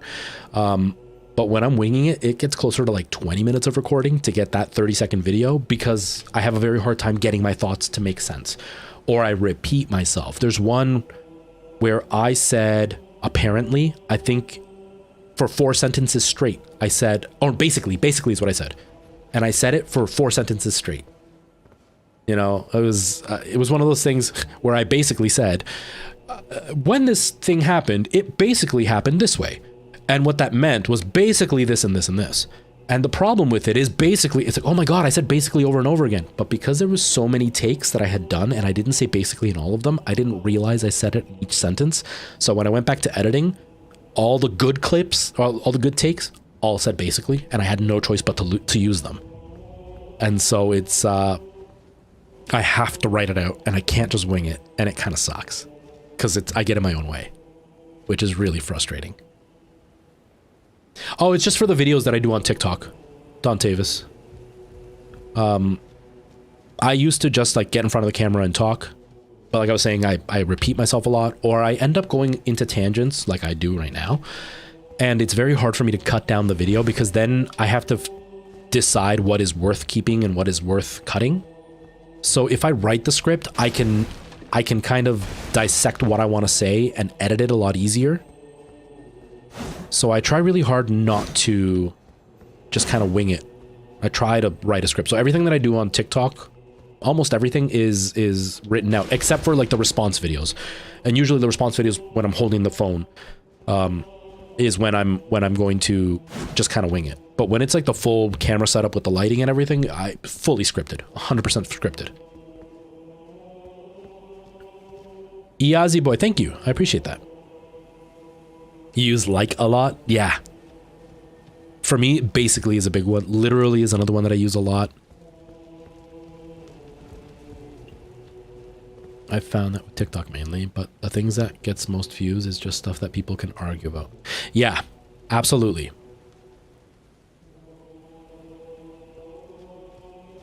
Well, thank you, Louise. I appreciate that. I agree, though. It's about anger. That's one of the things. I was just talking about this last stream. Oh no, I actually, no. I talked about it on a Discord. That's what it was. I am on the verge of deleting Twitter. The only reason I haven't, it's because it's like the one place where almost nobody follows me, so I can kind of just say things that bother me and not have to deal with the repercussions of people going, well, this guy's so negative now. Because sometimes I just want to vent, right? Like I don't have friends in real life, so sometimes I just want to vent. And I can't make a TikTok venting because every other comment is, oh, this guy's gotten so negative now. And it's like, I haven't vented in like 6 months, and I've put up like over 200 videos, and one of them is me venting, and all of a sudden I'm negative now. So I like Twitter for that. But that being said, I hate that Twitter now gives me notifications every morning, and every notification is from some right-wing nut, or just some like objectively false thing that somebody is saying just to infuriate people. And I don't want to start my day by being pissed off, right? So I want to delete my Twitter, but and the reason I brought this up before is because Elon, bold-faced like always, because he lies about everything, denies that this is happening. But it's exactly what's happening, because I never used to get notifications for Twitter, and now I get notifications from a bunch of people that I don't follow saying stupid shit, showing that they're completely uneducated. But it's because rage farming works. The videos that do the best are the ones that like annoy people the most that I have. Like my one video that did really well, a lot of the comments are mocking that I have peanut butter on my face because it's so gross. And I did that on purpose. Like that was the point, is to gross people out. But it got over 1 million views. My other video, I've never broken 1 million views until recently. The other video that's going crazy right now is the one about DK Oldies. And that wasn't so much that I said something that makes people mad, although allegedly DK Oldies is paying their staff to come in and argue with people, which is helping my video anyway. But people are mad at DK Oldies, so that anger translated to my video. But like, yeah, enraging people gets you views. You know, like the Soulsborne videos that I've done, the ones that do really well, it's usually because I've said something wrong, or I've pointed out a fact that was been proven wrong. Not a fact, but like a theory that's been proven wrong, or I like mispronounce somebody's name, and every other comment is about that. And so like it blows up because the Soulsborne community are very dedicated to the lore and the beliefs of their game. And so when somebody comes in and tries to talk about it and they get something wrong, they really get mad about it. And so it blows up the video, right?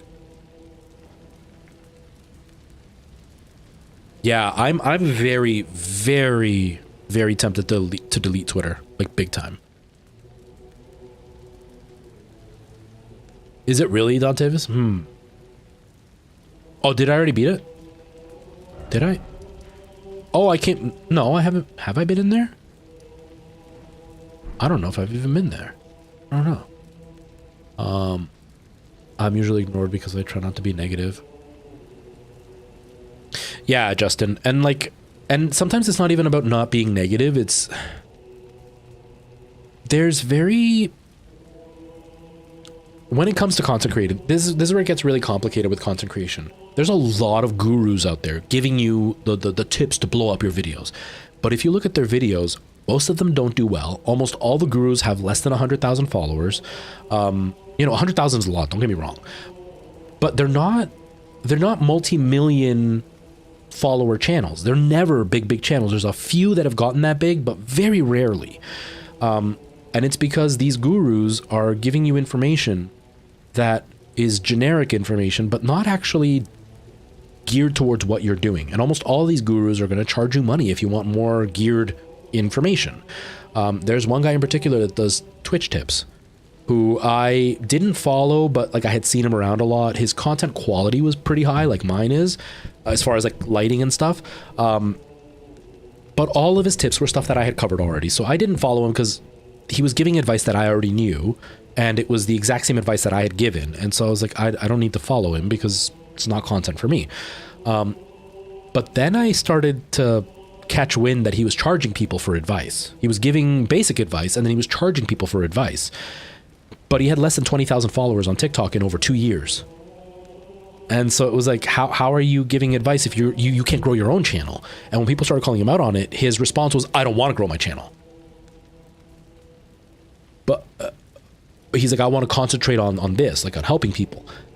But wouldn't it help your channel if you grew your channel so you can help more people? Like that, it's counterintuitive to not grow your channel. If that's what your whole goal is when you're charging people for it. It's a grift. It's a grift. He's giving very basic information. None of it is tailor-made. And all of that information that he's giving is free everywhere. If you're going to pay somebody, this is advice for any content creator. If you're going to pay somebody to actually help you with your channel, they need to physically help you with your channel by either helping you find editors, find scripts, write scripts, edit scripts. They need to do something tangible for you if you're going to pay them. Don't pay them for them to tell you, well, you gotta post 3 times a day on schedule. Don't pay people for that, because all of it is free online. I've done stuff like that. Night Owl does stuff like that, all for free. So like a lot of these gurus are using the naive outlook of other people to grow their own channel. They're not actually trying to help you. They're just using the hope that they're going to help you to grow their own channel. It's like the follow for follow thing. I think a lot of people go into follow for follow with genuine intentions of, I want to help you, so I'm going to follow you if you follow me. But the thing is, it's a pyramid scheme. The person who starts this whole group is going to get all the follows, and then everybody below him is going to get less and less followers, until eventually there's nobody to follow. And a lot of people will argue saying, well, no, but I got a lot of followers this way, and they're viewing me, but they're all empty views. And if you're trying to make a stream thing a job, I don't care that 100 people are watching me if they're all empty tabs. I've gotten rated by people with like over 100 viewers, and then everybody leaves, and then I'm down to like 30 people watching me, which is a lot higher than where I am right now. Like right now I've got 4 on TikTok and 6 on Twitch and YouTube combined. So we're talking 10 people, but I'll have like 35 people watching me just on Twitch. Sounds awesome, but they're all just empty tabs. So none of them are subscribing, none of them are donating, none of them are chatting, none of it is helping me, right? And so the follow for follow is that. It's literally useless. And they're like, no, I'm supporting my homie by having the tab open. But is your homie going to make enough money to buy a better camera or get a better microphone? Nope. Is that open tab going to help them have somebody to talk to? Nope. Follow for follow doesn't help. It helps the person who started it. So it's kind of the same thing with these TikTok gurus. And so when it comes to content creation, what I was getting at is there are things that work, but they don't work for everybody. And there are things that are almost like a generic rule that are going to give you the best chance, but it doesn't guarantee that it's going to work, right? Like with TikTok, there's a lot of people that say don't use fancy lighting and fancy cameras and all that stuff. You want handheld because you want that authentic feel, which can be true. But anytime I do that, my videos flop completely, because it doesn't mean that advice is bad. It just means my channel with my followers, they expect that now. They expect a nicer camera. They expect me sitting there with a script and making it a very cogent argument in my video. They don't expect me to pull out my phone and just talk to them. You know, there's also like the rule of post every day, 3 times a day. I post once a day, and most of my videos don't do well. And then I got 1 or 2 that blow up completely. So the rule isn't exactly going to guarantee that you're going to get a bunch of views, What it does guarantee is you have enough content so you have a better chance of a video getting a ton of views. Rage farming helps, but it's not always gonna be great. You know, it's a fine line. You can rage farm and get a bunch of people to watch your stuff, but not a lot of them are going to follow. Or you're going to end up with a bunch of arguments and it's not good for your mental health and then you burn out. Or you end up getting on the crosshairs of the whole community and then they take you down. And so it can hurt you just as much as it would have helped you. So there are rules out there that help, but the biggest thing that I can really say is just stay true to what you're enjoying. And if you're really trying to make this happen, you have to have consistency. Like, that's the biggest thing, is the consistency, and stay true to yourself. There's one guy in here that had a big blow up and then he just like stagnated because he became so flaky in all of content. And it was very obvious to everybody how flaky he was. So nobody wanted to watch him because he was only hungry for numbers. He wasn't hungry for actually creating content. And it backfired, right? And it's too bad. But like, it was very clear he was being fake. If you're trying to stick authentically to what you enjoy, people will come. Now, you might enjoy something that's going to be very niche and not have a huge following, and it can really suck sometimes. But sometimes the big following, the big numbers aren't always the best. It can be really hard when you're getting attacked all day long. That really sucks sometimes. I haven't had that in a while, but there was a little while there where almost every one of my videos was like 20,000 and up with views. And every other comment was somebody attacking the way I look, the way I talk, my fingernails, like, and even though it doesn't bother me in the sense of like, most of the time it's some, you know, basement troll who, you know, hasn't had a girlfriend ever and they're miserable and they're the biggest failures in the world and they're pathetic. But it eats away at you when like every comment is that, right? It can be really frustrating. And so it's a double-edged sword. It's a double-edged sword. Chadley, how are you, man? I hope you're doing well. Hope life is great. Oh my God. So Spiritual Booty, remember how it was like 73 degrees here? Like what, 3 days ago? Like 3 days ago, it was 73 degrees. Hold on. Hold on. Hold on. Okay.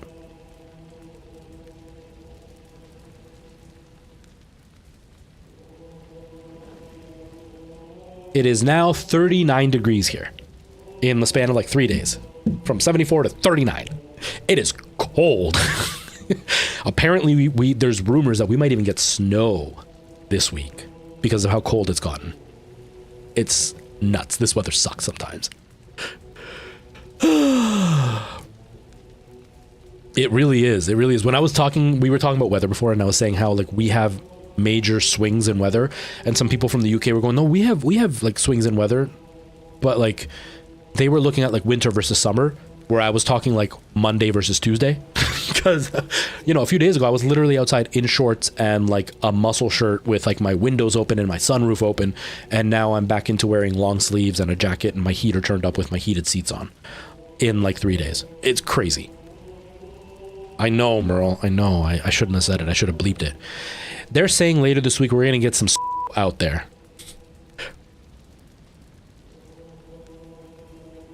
Yeah, Justin. And like, the next one's your favorite one.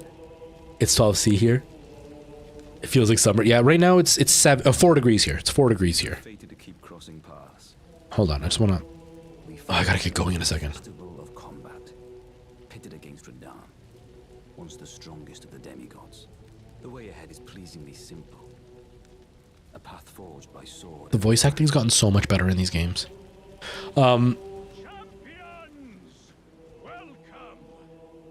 The stars of a What is this? festival is nigh. I know, right, Justin? Right? It's so frustrating. According to the Niagara Falls Angry Beekeeper guide, there's not going to be snow. That it's just baseless fear-mongering. I'm hoping that it's going to be cold like this for a couple of days and then we're going to warm up. But as far... Yeah, I know, their mouths still don't move. I know, I hate it so much.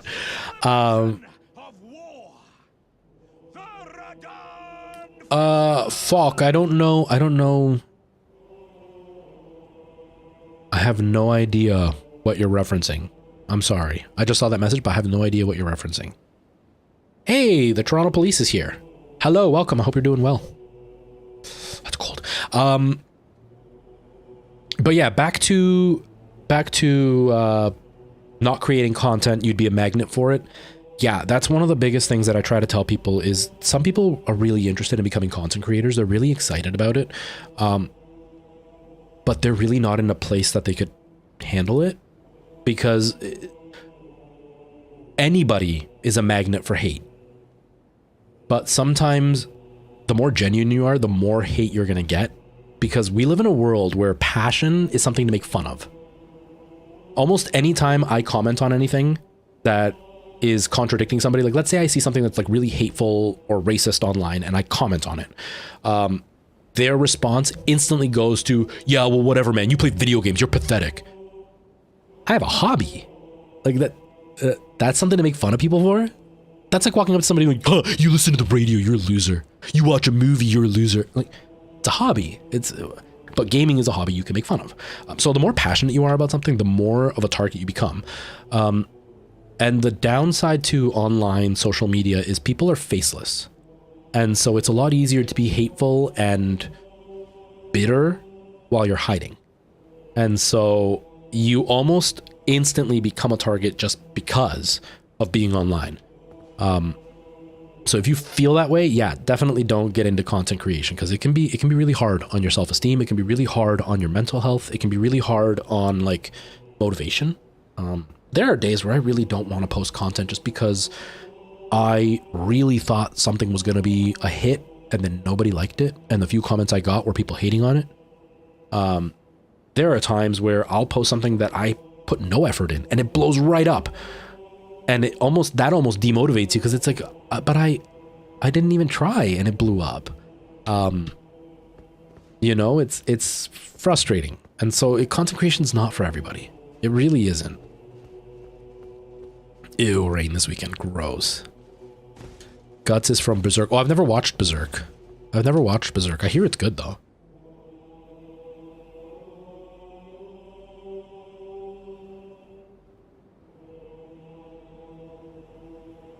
Yeah, Dontavis. It's the same with me. Like, I do theater, right? And I do musical theater, which is something that gets made fun of a lot.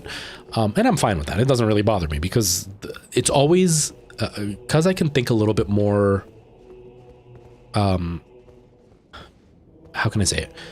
Because my thinking is slightly more literal and black and white, I don't, somebody telling me that something is stupid doesn't necessarily convince me that it's stupid.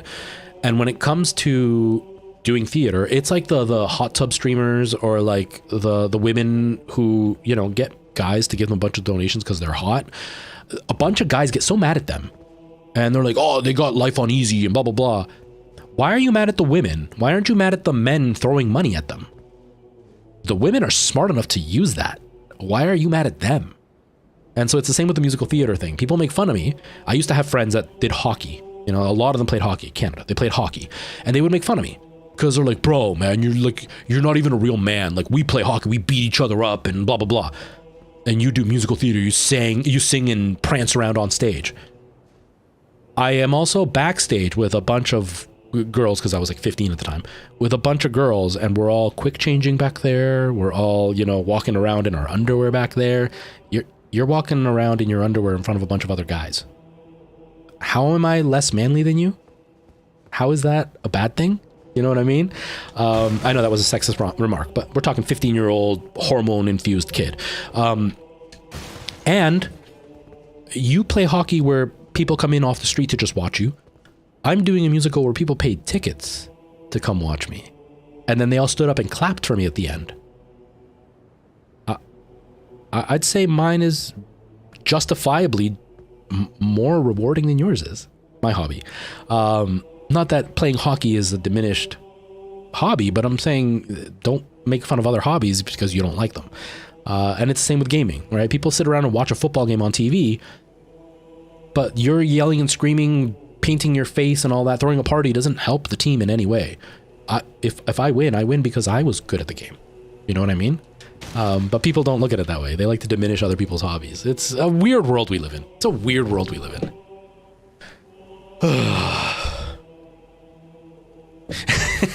Yeah, Caleb, you're right.